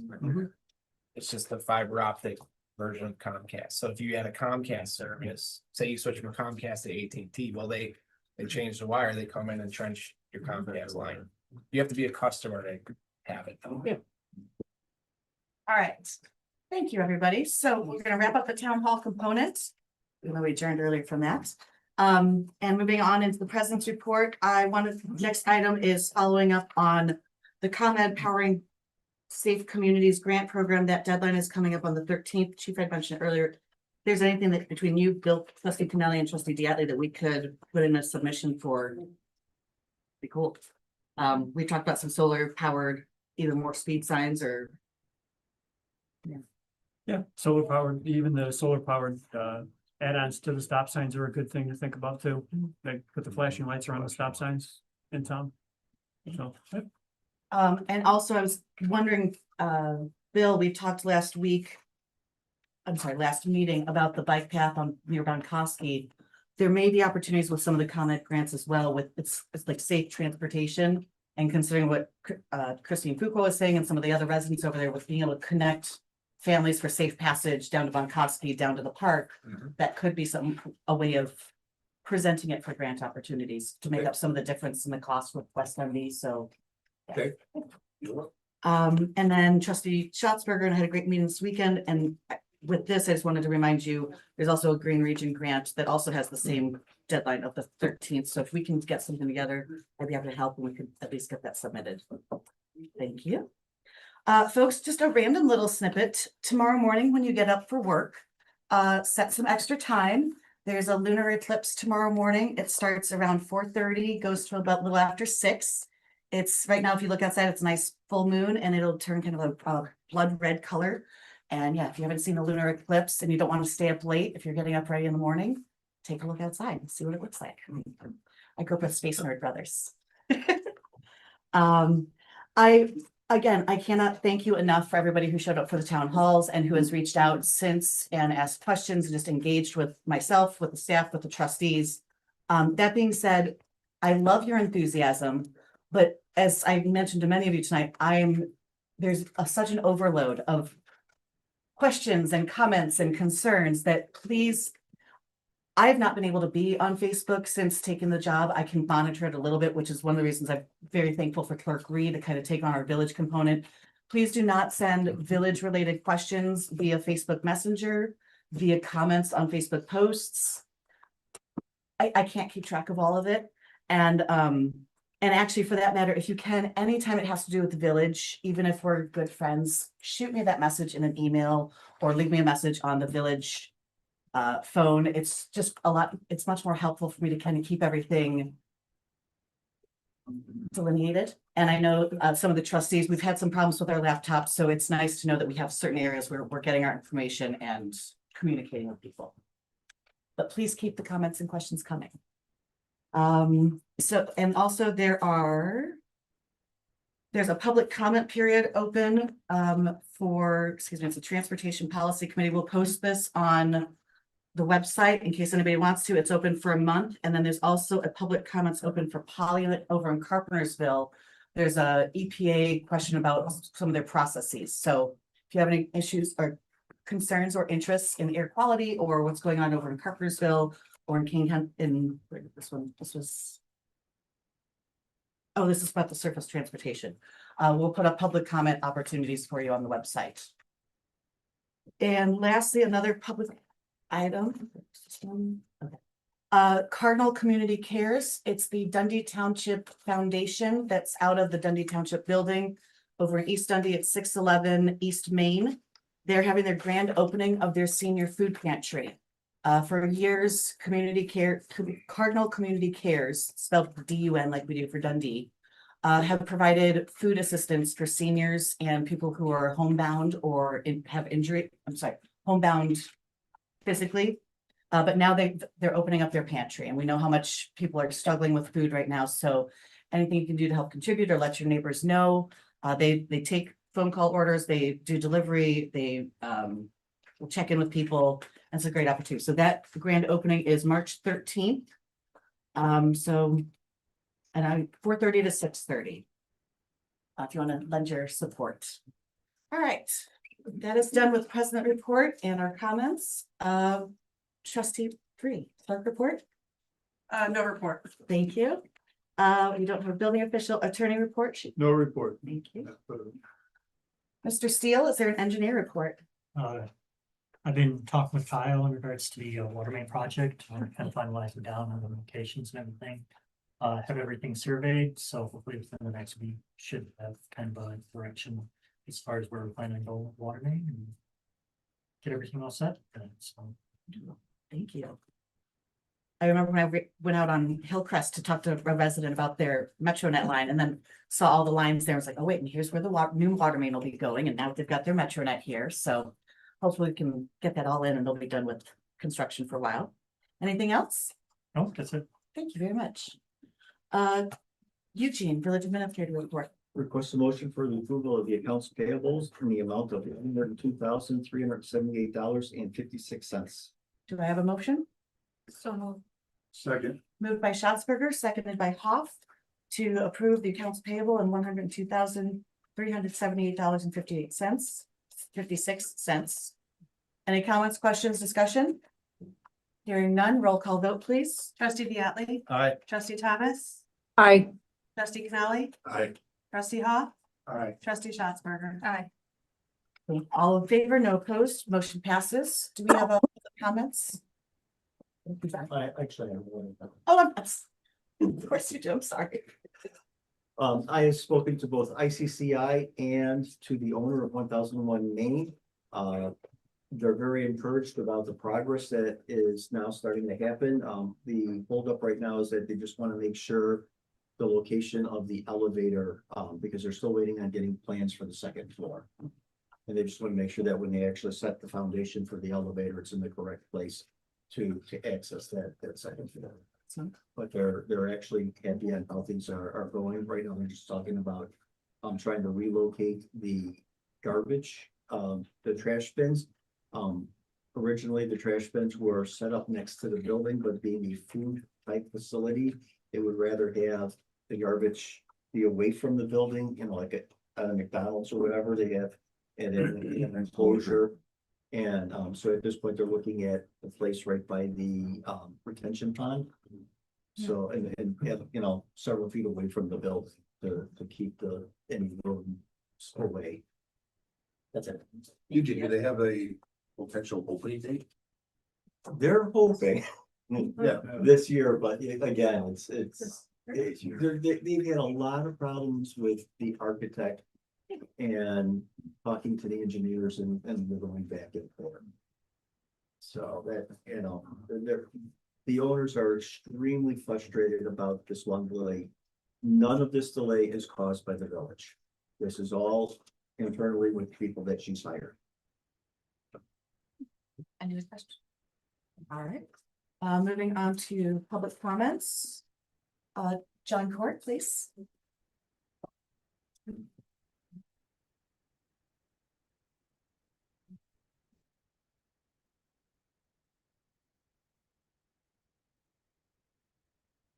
Stand over here. President Bo, member of the Board of Trustees, Attorney Schuster, for the record, my name is John Court. My wife and I have lived on Pine Cone Lane for over 40 years and truly love the village of Sleepy Hollow. During this time, we have experienced the runoff of the development of Tart's Glen subdivision, a 100-year rain, numerous damaged storms, power outages, and along with my neighbors, have contributed thousands of dollars to save Pine Lake from being destroyed. I've tried over the past 5 years to work outside of the public eye with the village to bring resolution to getting the Gulf Borough site in compliance as a commercial property. I know, as I believe many of you know, the property is owned residential. And efforts to facilitate this change by the former village president and the village attorney have failed to materialize. One delay after another for years on end. The first discussion of rezoning to B2 began in 1998. Now we have numerous businesses on this property, furlough, landscapers, electric contracting, as well as a semi-truck parked with numerous other vehicles, which raised the concern of possible leakage of oil into the ground surface. I'm somewhat confused about the 2026 mobile food vendor ordinance on the old business section of tonight's agenda. And you may very well approve it. I have absolutely nothing against the vendor or his product, but take issue as to how the village could grant a permit for a commercial endeavor on property zoned residential. Could we see food trucks now that petition the village to use the property to sell their products?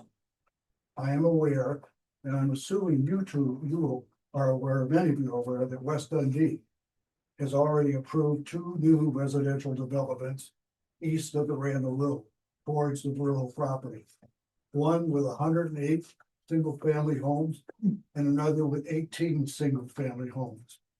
Is it the plan of this village to leave the Gull property residential until it is taken over by Pulte?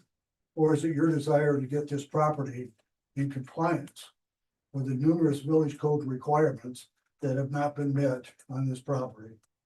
I encourage all of you, if you have not toured this property, to do so. As a proud member of the village of Sleepy Hollow, I look forward to your response to my inquiry. Thank you very much. Thank you, John. We'll follow up on the questions you asked me. Next on the list, Rich Evans, please.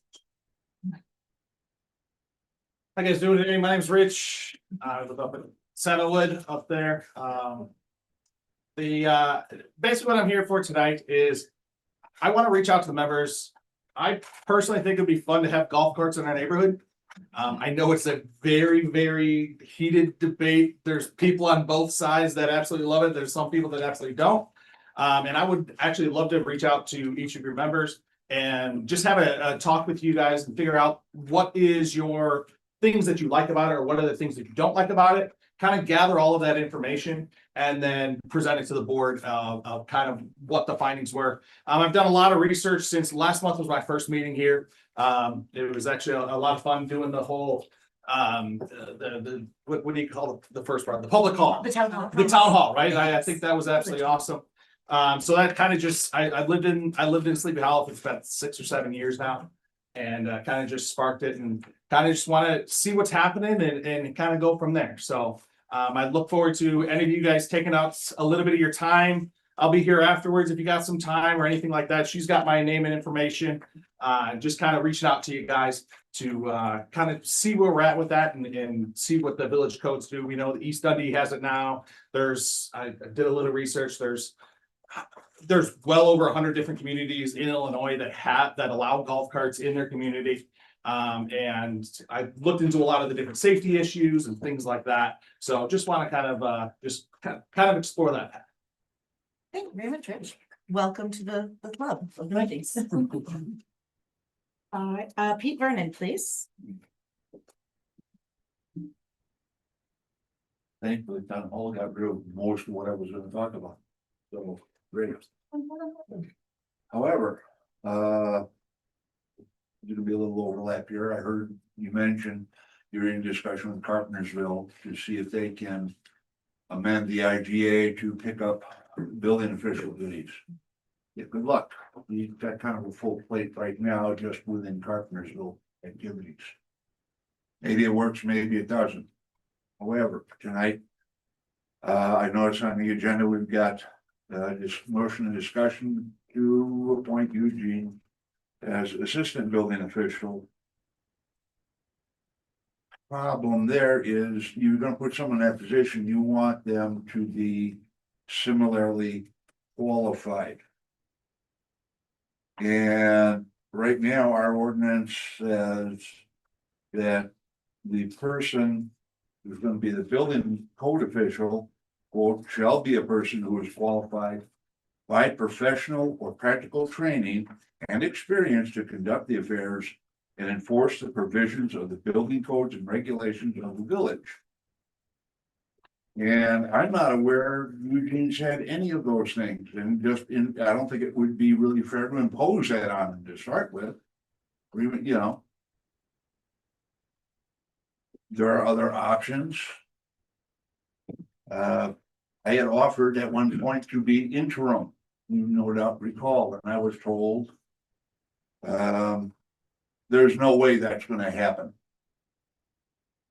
I've got 50 years experience, over 20 ICC certifications, including building official and master code professional. But okay, maybe the response wasn't the most diplomatic, but it was plain to understand. So fine, offers withdrawn and follow a different path.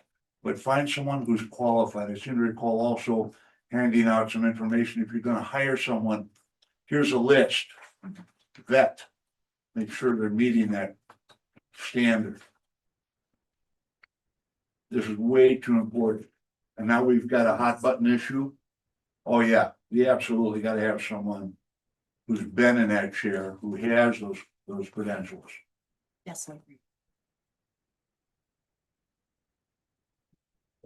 Done. Thank you, Pete. Next up, Maggie, please. Hi guys, I'm Maggie and Danny Orlando from Damo Barbecue. We want to thank you for allowing us our temporary permit. It's been great the last 2 weekends. We've had great turnouts. It's been positive all around. But having said that, I know that we have a lot to work out for the ordinance. As a business owners, we have to kind of try to keep the movement going and, keep planning. And as far as like inventory and all those kinds of things, we need to know what we have to be purchasing. And obviously it's better to be purchasing in bulk. So we're trying to look forward. But in an effort to do that, we've been proactive and trying to research the neighboring municipalities to see what they are doing to regulate the mobile food vendors. So I did ask clerk to pass out some of the local municipalities that are around here to give us like an idea of what they are using as their examples of structural permitting systems. Just to give us some guidelines, maybe to help us move the process along, because it is getting close to March 31st. And, we we gotta keep going. So again, we're licensed, we have all the required health department permits to be on private or public property. We do have our insurance, we have any kind of the requirements that are needed. Just want to give that paperwork over to you guys to help you maybe move along the process. We appreciate it. Thank you. I suppose there's applause.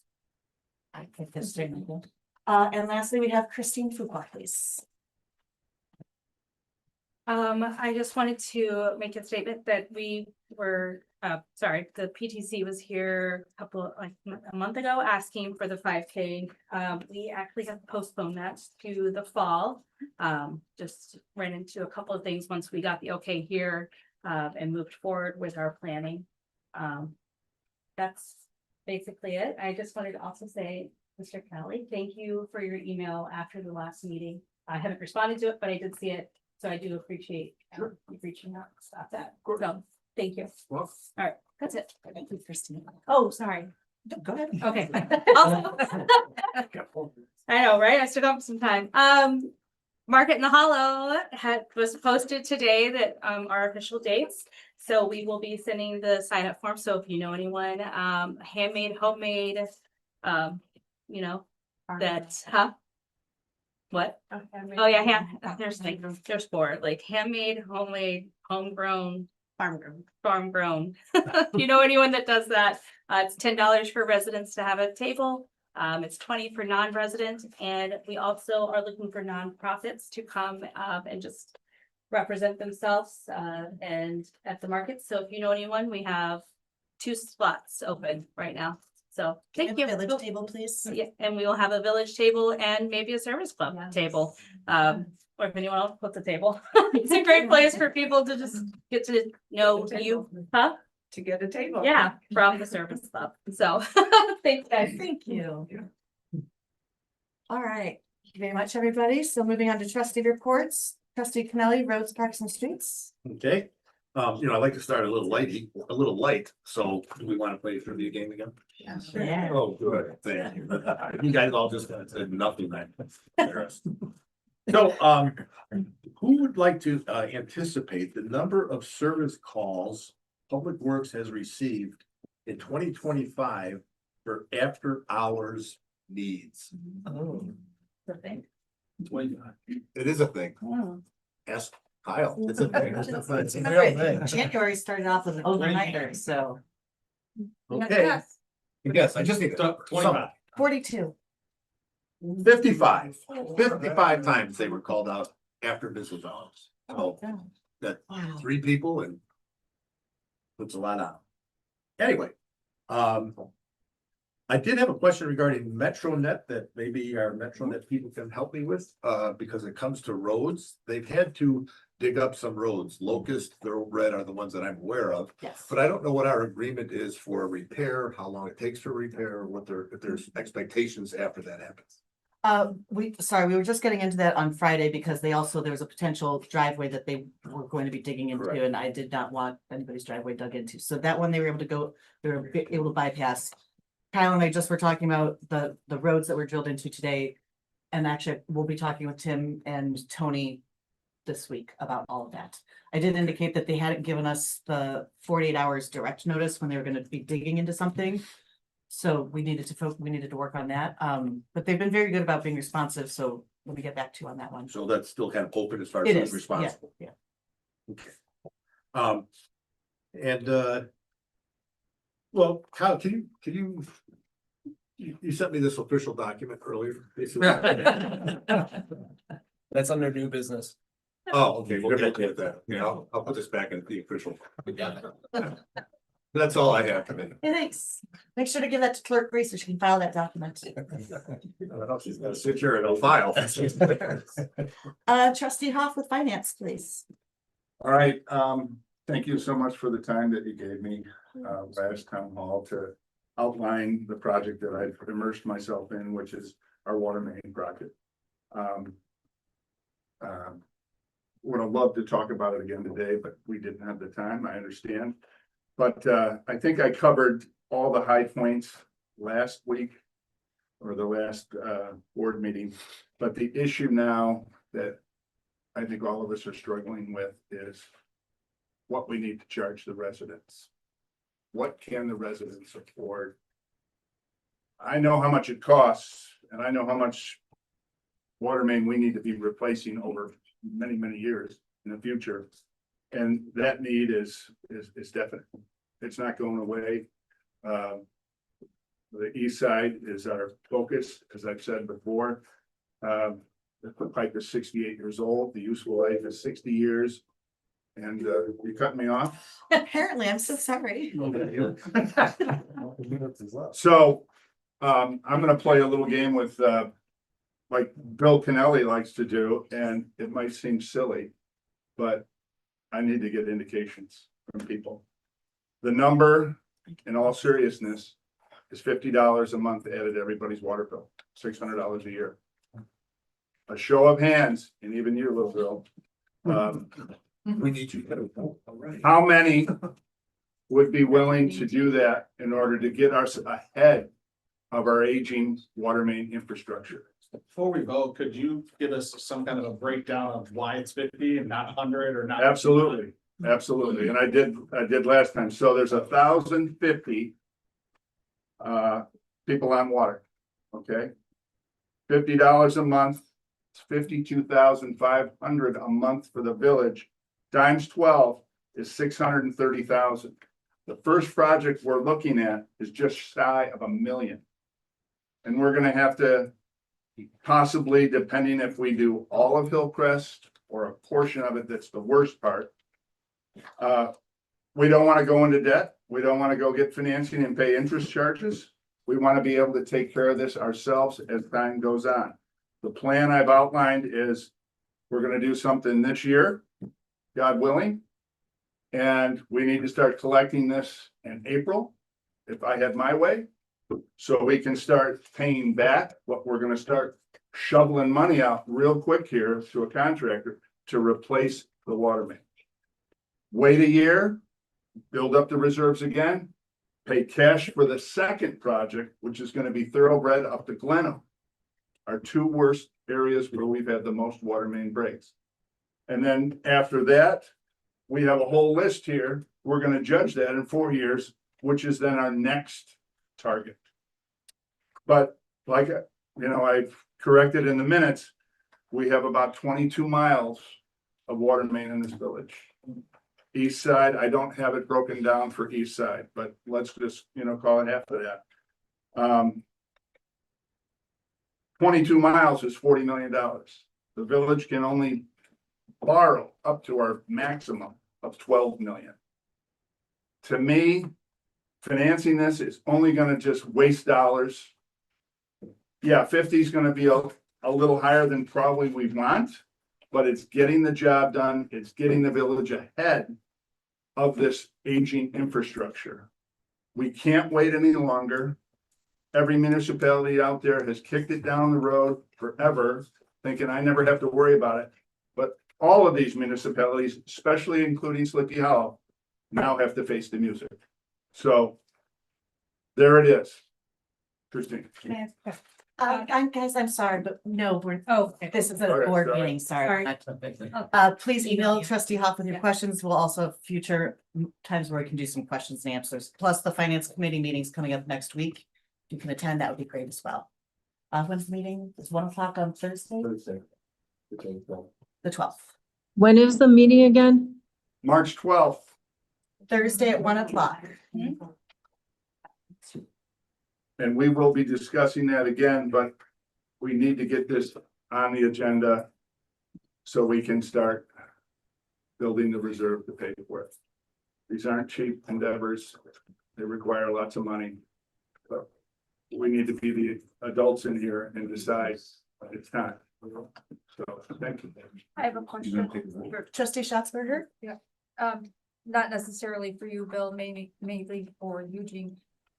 If we do add that $50 a month onto the water bills, can that be somehow noted on there that it's capital project let me just back up for a second, sorry, instead of saying on the water bills, what we're looking at potentially an average of $50 a month, and the format in which we're doing this has not been decided yet, so. Okay, well, What if I it think were, I think what trustee Health is trying to find out is whether or not people could how appealing or appetite palatable $50 a month would be.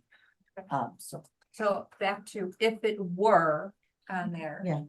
Could that, We have a limit to the number of lines we can have on the On water there. bill. okay, And what I really wanted to do was to be able to separate out the demand fee from the usage fee. Because what happens is that people say, well, you know, how come my fee keeps changing, you know, every month? It's well, it's your demand is changing. So that this way they could see what the fixed portion was, they could see what the actual usage portion was. And so we're only allowed 5 lines in, so if we separate out the demand and the usage between the water and sewer, that's 4 lines already, plus we have a meter fee. So there's no way. it's, to- I don't wanna say there's no way, but I think it's better to have the bill more understandable of where it's going. I know in the past what happened is they had a water loan line. And the idea is that they wanted to be able to see that fall off.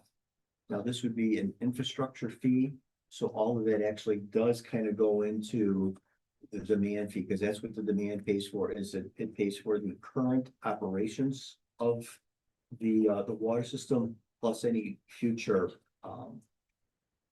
future improvements or replacement. Capital project. Yeah. Okay. anything else, trustee Hoff? That's it.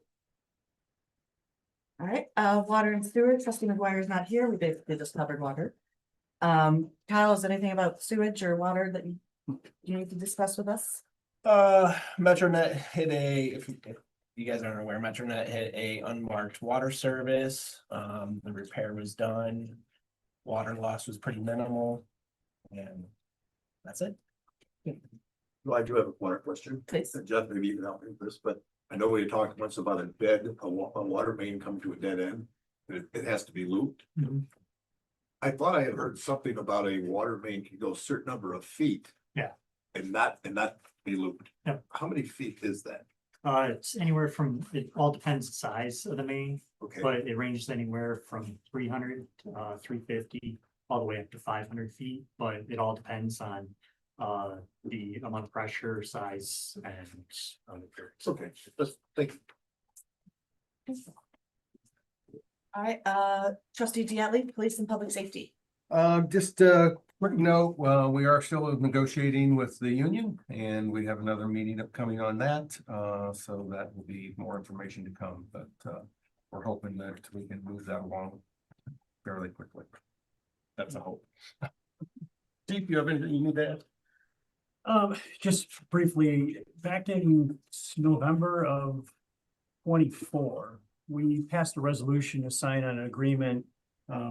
Basically, it's an emergency services agreement with the entire state. Right now, our current emergency services agreement was for King County. This was to cover the entire state. We passed a resolution to sign that agreement, and it just never got finished. So I'm going to be bringing that to the board with all the paperwork. Even though it's already been passed, I want to bring it back to the board so everybody has a chance to look at it with the current board and get approval to go ahead and move forward with that. It just protects us when we have our major event, which is our fireworks. King County OEM supplies 15 bodies, light trucks, light towers, all that stuff. They supply that, but one of their requirements is that we have this statewide agreement in place. I don't want to lose King County OEM because we couldn't do the fireworks without them. So it's real important that we get that moved up to the board. So. And this agreement cost us nothing. Nothing. So there's no cost to us. It's a service, but we have to have it signed up for to be on record. It just provides us with if something was to happen, a major weather event, tornado, something like that, and we needed resources, whether it's large scale generators or whatever, it gives us the ability to bring that equipment into Sleepy Hollow. So it's a good thing for the residents. And then in my packet, there was a thank you letter we got from Dundee Township Shop with a Cop that we participated in. just to give everybody an idea on that, we had 150 children that were involved in the Shop with a Cop program. Each one was able to spend $150 at Walmart. Each of the families also received a $100 gift card to the Village Fresh Market. And every child also received a coat, hat, and gloves. So we participate that. So if you see us looking for funds for that, please support it. It's an awesome thing that we get involved in. So Very much. So next up, we have Buildings and Environment, Trustee Schatzberger. Just again, like I was talking earlier in the town hall, I'd like to kind of get some research on the swales that are holding water, that aren't draining properly. So if you do have areas, if you can share photos with me, but send through my village email or leave a call on the, my village number.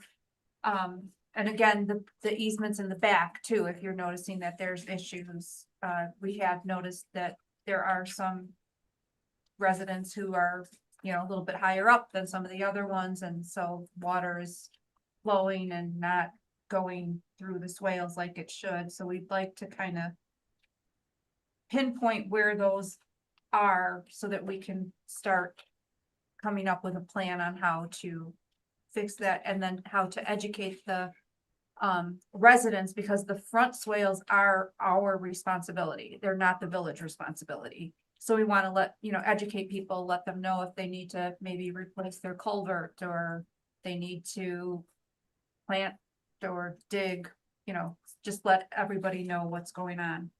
And then I have put together the dates for the village cleanup. We're removing some of the invasives, planting new trees, possibly seed collection. I shared that with Clerk Reed today, so she'll get that out there on the village Facebook page and website.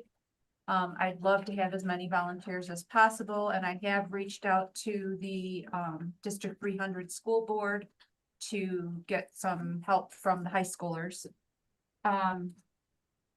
And one thing that came up the other day, I happened to be home and there was a person driving around passing out their business card. And so I just asked him if he was aware that he needed a permit from the village in order to solicit.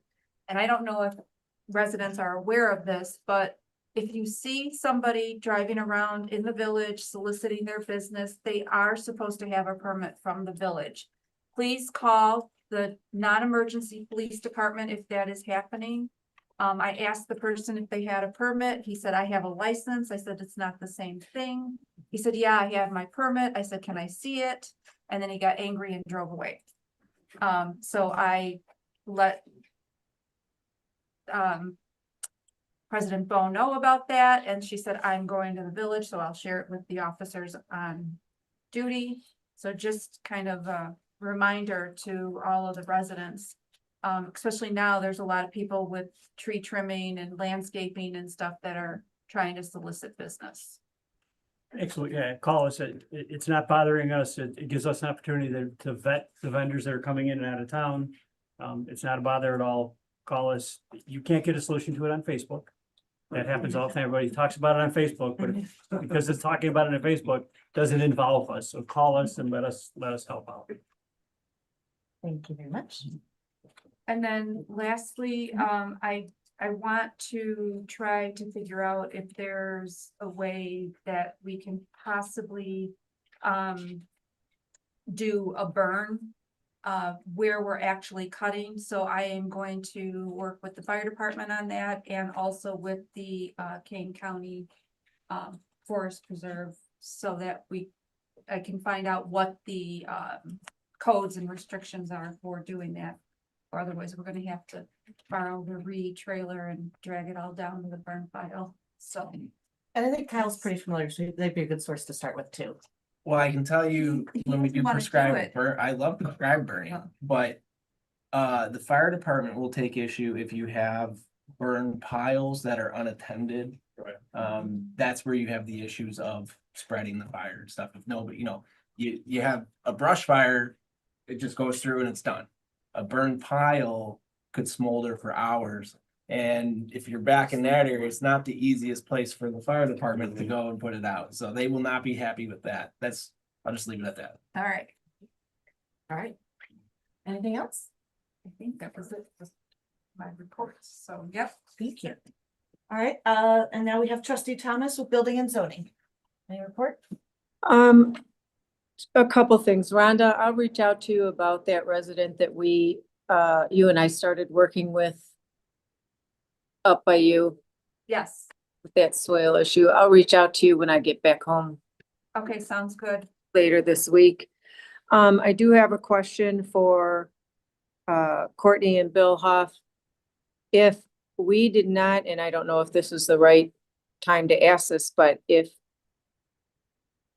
it was decided not to put that $50 demand fee on there, and you've mentioned about a referendum, if we wait, and then what happens if that referendum doesn't pass? I guess that's just food for thought. I want everybody to think about that, because that concerns me about that, because we need to think about what goes on a referendum for, police and safety, for the water main stuff. I understand that we're trying to be cautious and cognizant of other residents, but I think that we really need to, as Bill said, the can has been kicked down the road for so long that we really need to address this ASAP, and we shouldn't wait any longer. It was, approved by the finance committee in February, I think it was, or January, and it should have been gone before the board after that. And we waited now a while, and I just think that's not a good thing for our residents. I'm trying to look out for all the residents. The other thing that I had copies for the trustees and President Bo. I attended last week, a District 300 meeting, because they too are looking to go to a referendum. It was very, very informative. There was a lot of stuff that I was not aware of as far as what they need, their infrastructure, and things that need to be fixed and replaced that have not been done, like within our village, the same thing. So I think that it would be good. The next meeting is March. I don't have this information in front of me because I had to leave town rather quickly. But I can get that to you, but it is in March, I think March 19th, if my memory is serving me correctly. It is at Hampshire High School. And I really, really think it would be a good thing for the residents of Sleepy Hollow, whoever can attend, even as trustees, to go and get information, because it will affect us as a village. So that's that. And Eugene and I, like I said, we have been meeting with one other company. We're waiting for Carpentersville to get back to us. Pete Vernon, this is for you. I do not have a copy of your resume, but I would be interested in seeing it.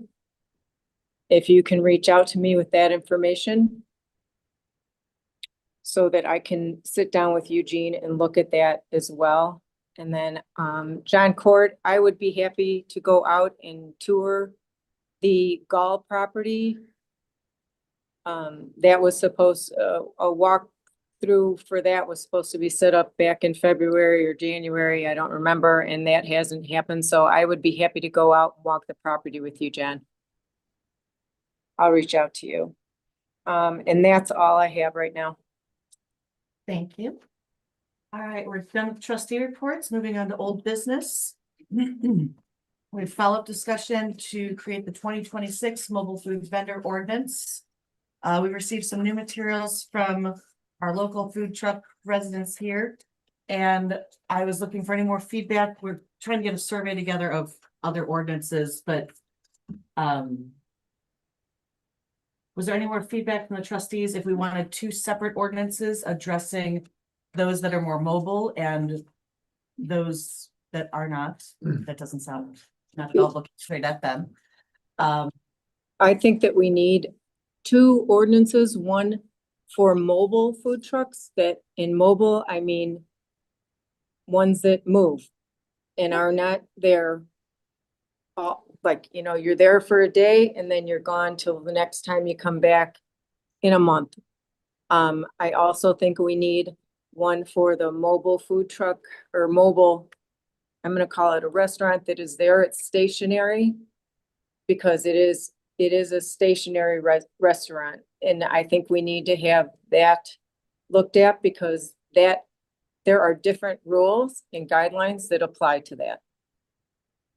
Yes, thank you. Two separate. And also, I have a question. Eugene, you said the last meeting you were waiting for the sales tax that was coming from Damo Barbecue. Has that come into you yet? No, I did not see anything on it. Okay, because they've been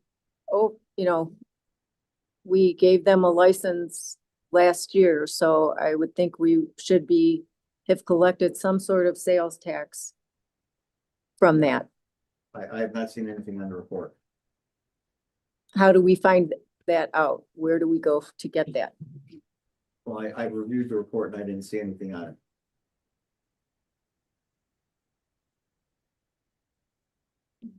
Do they have a sales tax ID number? Yes.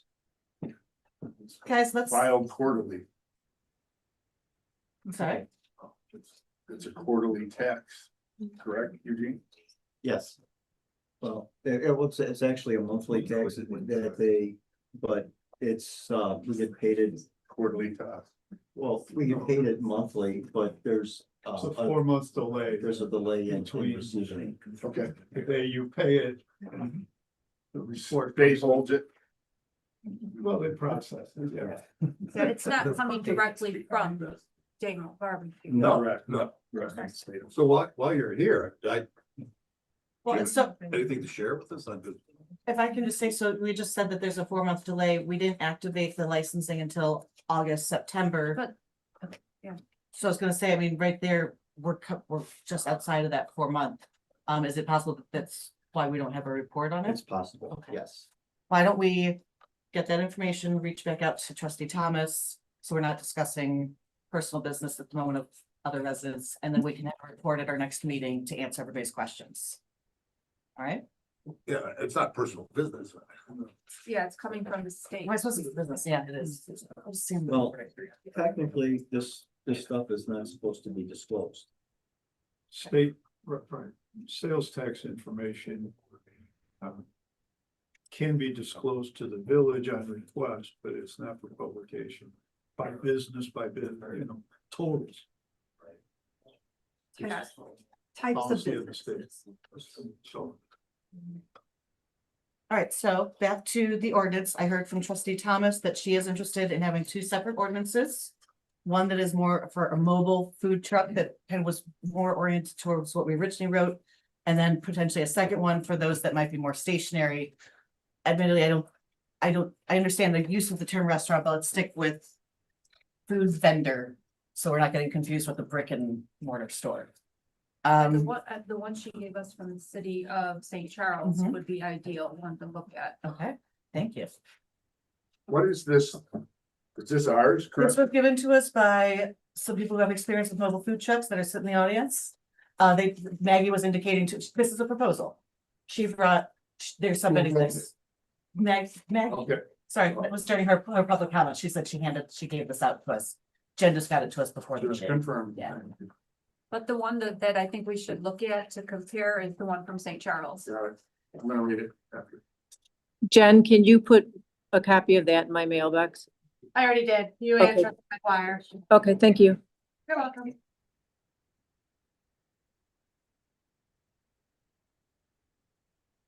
Were there any comments from the trustees or things that you wanted included beyond what we have right now for St. Charles, or what was just handed to us since we just got it? I haven't seen it yet, but Nobody did yet. I think that we should look at, where the food is being prepared. That should be in the ordinance. If that kitchen is licensed.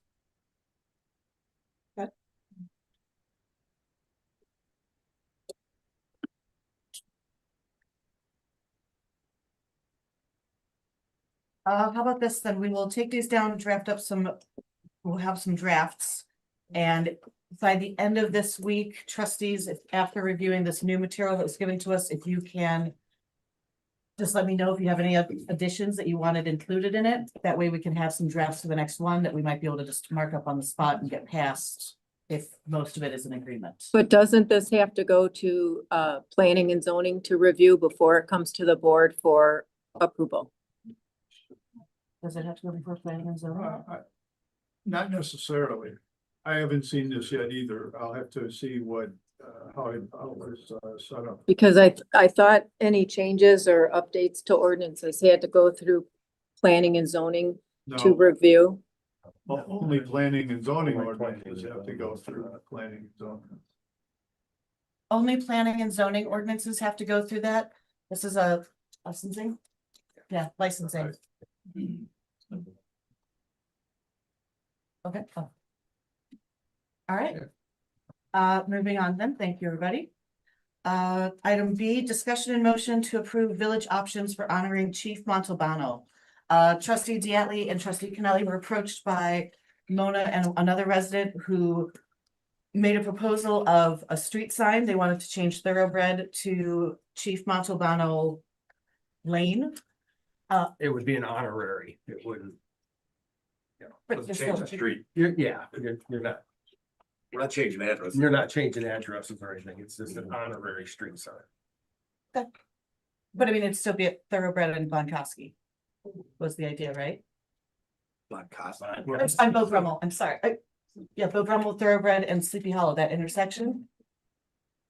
I was never heard I- anything I- about where other than. like, Other than up that, here. it was basically right out here in front of the village hall. I thought you were talking about that intersection No. right there. No, it was a post right out here that comes, that you turn into the village hall. Oh, which blends nicely into the other, what, the second option. That's Okay, so there was the option of the sign, which now I'm understanding is on the entry into right. the government Right. buildings. Yep. Thank you. Thank you, that helps clarify because I was concerned about street change or name changes. No, we weren't gonna change the name of the street. Another idea that had come forth then was with the construction of the culvert of putting a plaque out there for Montalbano with the idea of it being closer to the police department and not being a street. But some of that clarification there has helped. Also an idea of doing a mini memorial forest where we could start off with a certain number of trees and also pick significant people from Sleepy Hollow's history that we could start having part of our past growing towards the future. And then also a collaborative idea where they both, Chief Montalbano and President Pickett, were avid bicyclists. We have the Pickett's fence coming. It just didn't have the bike rack because it was winter and snow and -20 degrees. I don't know if people are gonna bicycle during that time, but we'll have that in the spring. We could potentially name one of the bike path intersections as a Montalbano path. So there are the options out for the board. Does anybody have would anybody like to make a motion? What do you need the motion for? Whichever- Like, I like either the plaque or the street sign.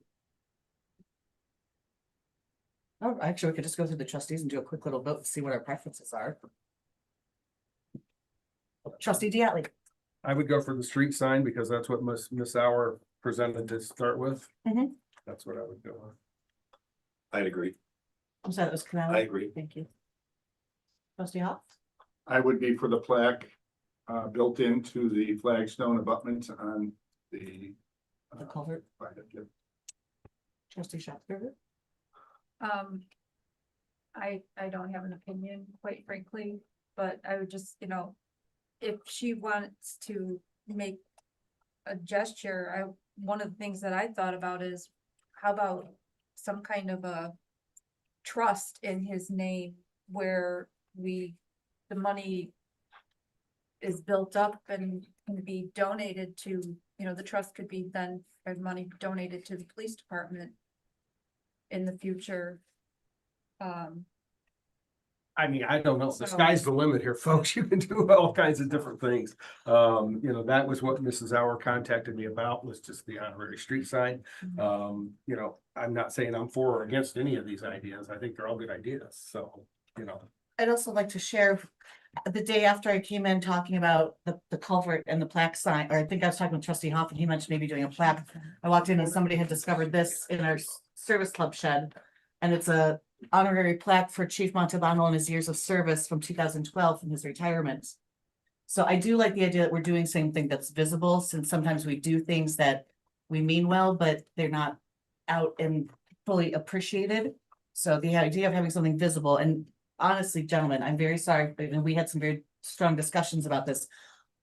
The whole time I understood, and I kept talking about, I didn't want to change the name of streets. I really, that was my impression, so I appreciate the clarification. I think that makes a big change for me. If anybody would like to make a motion for either one of these, I move that we move forward with the honorary street sign for Chief Montalbano. I second.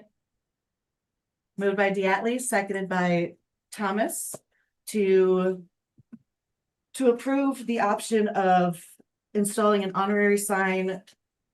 We edit that, honorary sign on Thoroughbred Lane by village village entrance. And that would be for honorable or honorary James Montalbano Lane. Any other comments, questions, or discussion from the board? So are we prepared to purchase it and install it? I thought Mona was donating. The sign will be paid for, yes, we just have to install it. Kyle, would you be available to install a sign for us? Sure, I was gonna ask Would what you like to- the street sign was, how it was constructed. If it could fit on a U-channel post or if it could Yes, fit on a telespar. It should be able to fit on the U-channel post, yes. I can tell you that the minute we get the street sign, we can put it in the following day. Thank you very much. Any other comments, questions, or discussion? All right, hearing none, roll call vote, please. Trustee Schatzberger. Aye. Trustee Hoff. Aye. Trustee Cannelli. Aye. Trustee Diatley. Aye. Trustee Thomas. Aye. Thank you, everybody. Oh, all in favor, no opposed, motion passes. Thank you, everybody. Thank you all. Moving on to new business, discussion and motion to appoint Administrator Van as an assistant building official to cover the current vacancy. I appreciate your concern, Mr. Vernon. This was a matter of, we're trying to cover the absence at the moment. We had an issue where we wanted to be able to issue a stop work order, and we realized that there was nobody. We didn't have a position to go out and do that yet. So I spoke with Attorney Schuster, and then if you could just advise us here, and come up with the notion, the idea of appointing Eugene as the assistant to the building official to cover that gap. And he and Trustee Thomas are much closer to finding a building official that is qualified and has all the certifications. This is a bureaucratic stopgap. Is that only until we find a building official? Well, probably, yeah. Would you like? I'm trying to get all my, everything. It's important to get the village official for inspections and permit reviews and those things, but in the meantime, you've got an issue in the village that could be addressed, needs to be addressed. Doesn't really take the expertise, but takes the paperwork to get out there right now.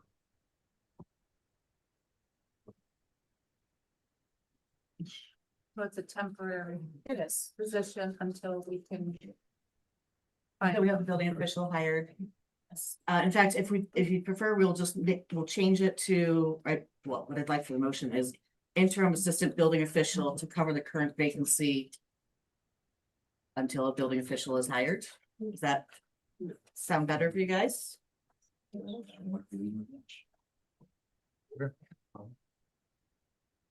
Is there an increase in compensation? Or is this something we need to discuss No. in executive session? No, there's no, sorry, Eugene, you're not getting a raise on this one. More responsibilities, not same amount of money. This one That's is, why I'm asking for Eugene. Yeah, that's what she. Right. It's not necessary.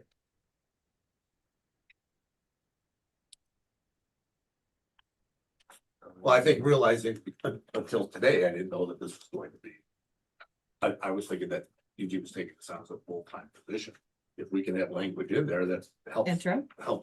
Eugene know that he's not committed to this forever. That puts a different light on it. And the reason we didn't have as much information as we would have liked to, this all transpired last week. We brainstormed it out and fixed it all up Thursday, Friday, and then we were getting the agenda out on Saturday. So we're just trying to fill a gap at the moment. So that we can properly distribute stop work orders. So where are we at in the process of finding how you're in a building? We're waiting on getting something. So we met with them, we're waiting on their proposal. Do we have any idea of how long that's gonna be? Supposedly Wednesday. It's supposed to come this Wednesday. And then I'll get with you. Right, exactly. I'm sorry, trustee Thomas, what was that? Yeah, that's what they told me on Friday as well. And I conferred with Eugene, and they're supposed to get back to us this week so that Eugene and I can sit down and look at who we, Carpentersville, look at their proposal, as well as look at the other company that we talked to as well.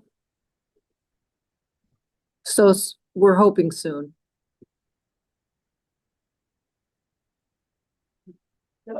Any trustees Hoffman and Canali can, Yeah, sorry, I'm just trying to, anything that we can contribute or have in the conversation? yeah, I'm sorry.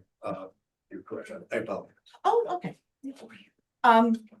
Can I have a motion from a board member to appoint Administrator Van as an interim assistant building official to cover the current vacancy until such time that a building official has been hired?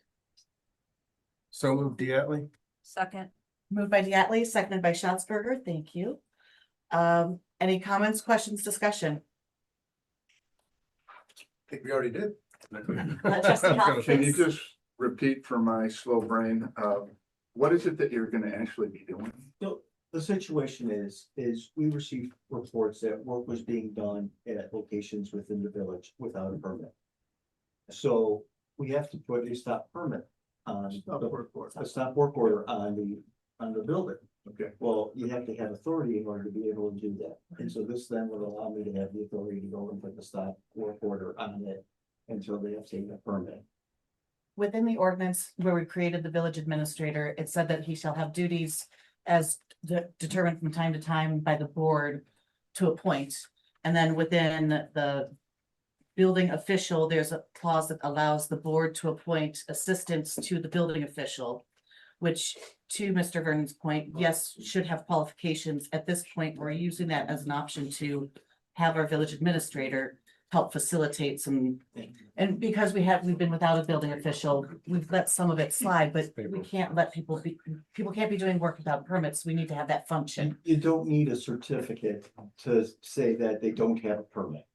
Yeah. Right. Not gonna go running I out. was thinking that if somebody walks into the village hall and wants to fill out a permit application. It goes to Carpenter. You don't have to touch. I don't have to, no. Okay. Well, I send it forward, I keep track of it, but I am not inspecting any buildings. The only thing I'm gonna be doing is putting a stop work order on a building. Okay. Yeah, all right. Any other discussion? Hearing none, roll call vote, please. Trustee Connelly, Aye. trustee Thomas, Aye.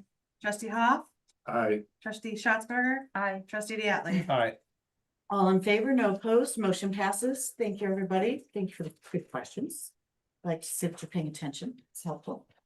Next item, discussion and motion to approve amendment to employment agreement of the village administrator. This is, Eugene brought to my attention as well as a couple trustees, just a health insurance shift. So if you'd like to speak to that. So basically, before I came to the village, with my previous employer, I had my health insurance for myself and my wife covered. Because I opted not to take, I could have taken the village's insurance in addition to the other insurance I had. But by me choosing not to, I've saved the village about $200,000 over the last 5 years. That insurance has now expired because I became eligible for Medicare. The cost to the village was pretty high because of my age. And so I'm trying to save the village a significant amount of money, probably $20,000 to $30,000 a year by me just going onto Medicare.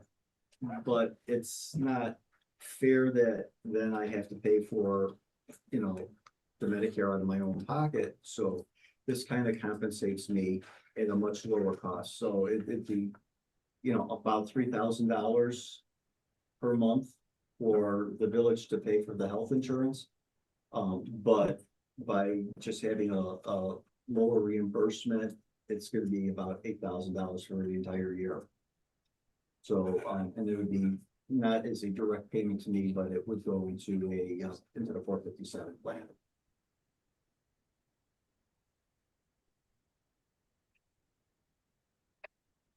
Any questions? Could you run that last, pass me again? You said, So $30,000 a month is what which is about what the village is paying for insurance for me for you currently? currently, yeah. For you and your wife. For me and my wife, and then On the village plan. on the village plan. Right. But by me switching to Medicare, it's gonna be about $140 a paycheck. So it comes out to be about 8,400. Right. a year. So it's saving a significant amount of money for the village. That makes sense. I was thinking the same. 3 speed bumps. Yeah, I understand what the Okay. concept is. All right. Can I get a motion from any of the trustees, at least to go into discussion? Then we just start discussing a little bit. Motion to move to discussion on this Thank you. Can I get a second? issue. This is just to get into discussion. Second. Thank you. I have a motion from Diatley, seconded by Thomas, to technically to approve the amendment to employment agreement of the village administrator, but motions were for the purpose of discussion.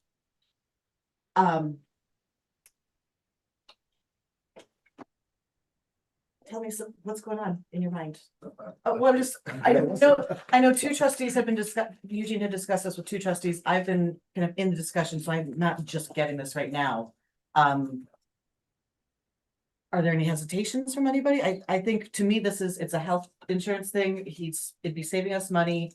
Part of the tax consideration is why it's moving over to the 457.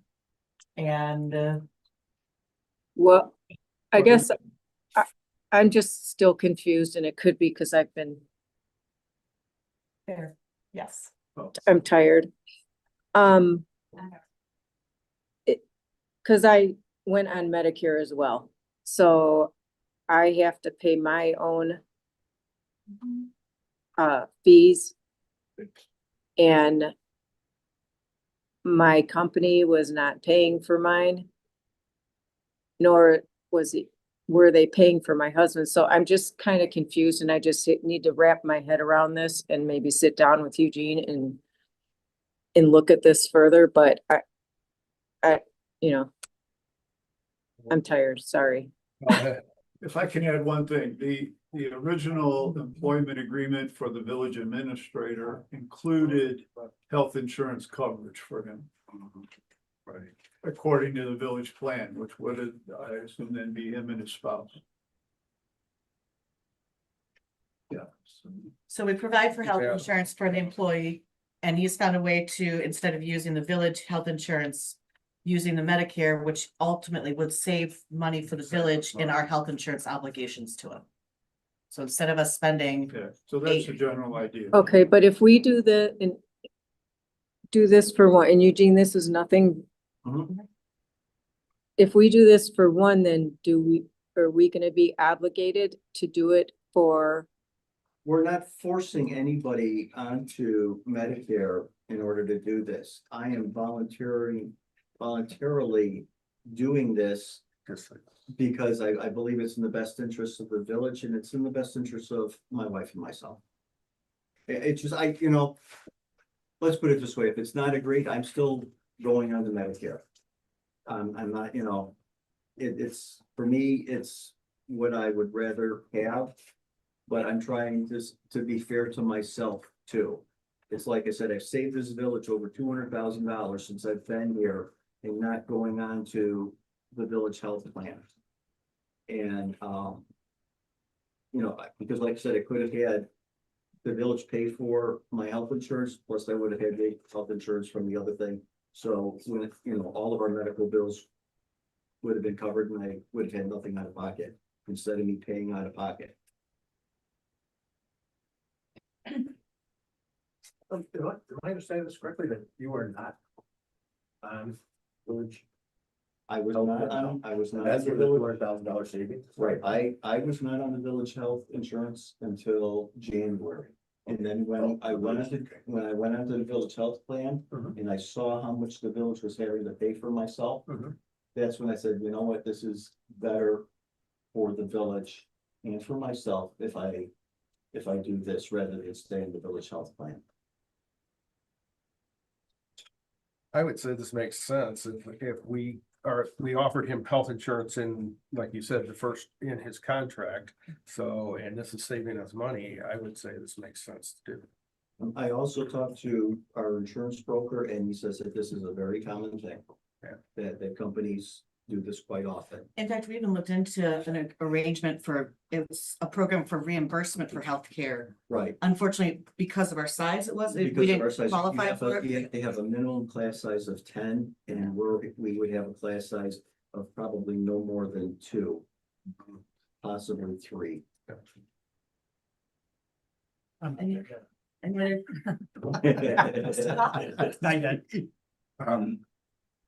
I just want to investigate if, because you're on a contract, Eugene, as opposed to another full-time employee within the village. If that other full-time, not on contract employee decides to go with his wife's insurance, who's also involved, let's say, can they come to the village and say, I want to be compensated as well? No, because it's a different situation. How is it different? Because I've got an employment contract, they're not an employee, they're not a contract employee. So this isn't gonna set a precedent for other employees to come at us? I am an exempt employee because of my position. Okay. So the rules that apply to me don't apply to everybody else. Probably the chief would be the closest one that would have it, and he's not old enough yet. Not there yet. He's got the gray hair, but he doesn't have the. That's for different reasons. That's why my hair is good. We can't find I agree. I understand, and I know you've done things in the past that helped this village financially. Yeah. But I would need to think about this. Would you like to? I would table like it? to table it. Okay. I have a motion to table this motion until the next meeting. Do I have a second? Second. Moved by Canali, seconded by Schatzberger to table this until the next meeting, which would be the 16th. Yep. No discussion on that. All in favor? Roll call vote, please. Trustee Thomas, Aye. trustee Hoff, Aye. trustee Diatley, Aye. trustee Canali. Aye. Trustee Schatzberger. Aye. All in favor, no opposed, motion passes. We'll table this motion until the next meeting on the 16th. Thank you for your questions. Yeah. All right, and lastly, we have item C, discussion and motion to approve the village participation in the solicitation for the joint purchase master contract for rock salt for the next year, 26-27. We have a motion. Oh, there's that document we have. Would you mind addressing that? Should we have this now? You get a motion first? Can I get a motion in a second? Oh, I feel. Second. Moved by Canali, seconded by Diatley, and discussion, comments, questions, discussion. Okay, so I need board approval. This is to join in the state contract bid for rock salt for fiscal year 27. And we're waiting our salt still for 26. What's that? We're still waiting. I got it delivered. Oh, we did? Yeah, I Okay. still have to order 140 tons to meet our minimum, but We're okay, we have the storage, so. Okay, cool. What I'm proposing. I feel like it's Groundhog Day here. I have to solicit our bid. I don't know what the prices of salt are gonna be until October. So I know it's backwards. But I plan on doing the same amount of salt as I did last year, which is 550 tons. I have to order 80% of that, which would be 440 tons. I feel like that's been a safe number for us. Like I was telling Bill, I think 5 years ago, I was allotting for 700 tons. So 80% of 700 tons, which I think is like 560 tons. What's nice with the state bid is, and the way we do it is I have a minimum of 80%, but I can go up to 120% over, 20% over the 550 tons. So just in case we have like what New York's got this year, the East Coast, we won't have to panic because we'll have plenty of salt in reserve. And at that October date, that's when you have to order the 80%, or you have to place that with the solicitation now of the 80%? I have to place the solicitation now. I found out how much we set our fate for in October for how much it's gonna be per ton. But the price of have, contract, right? yes, Which is intended to help you with the price. yes, Right. right. And the price has been pretty steady the last half decade or so. There have been years where it's jumped, but for the most part, it's been $84 to $87 a ton. I can't imagine that if you want on your own, No, you're never gonna even come close to. no. So it's just a matter of storage and what kind of weather you have. Of delivery. Well, like prime example this year, because of everybody was having delivery issues. In February, the Morton Salt in Lamont shut off all private contractors of salt. So they were no longer allowed to buy salt from them. They had to go through Kansas and it was $220 a ton. And we stayed at 80, I think it's 87, no, it's 84.75 a ton. We stayed at that price and they have to guarantee it. They can't guarantee the delivery date. For the most part. So yeah. Any other discussion, folks?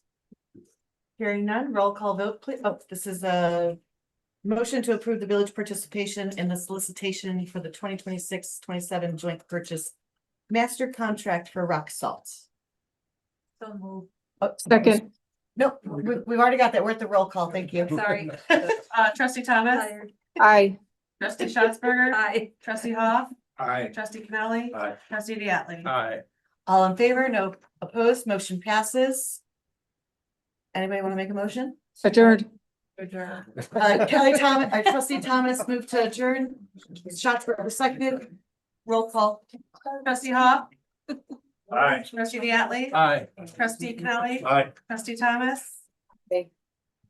Trustee Schatzberger. Aye. All in favor, no opposed. We are adjourned at 9:30. Thank you guys for this marathon session. 10:30 my time. Oh, thank you, trustee Thomas. 3 hours, guys. Oh. I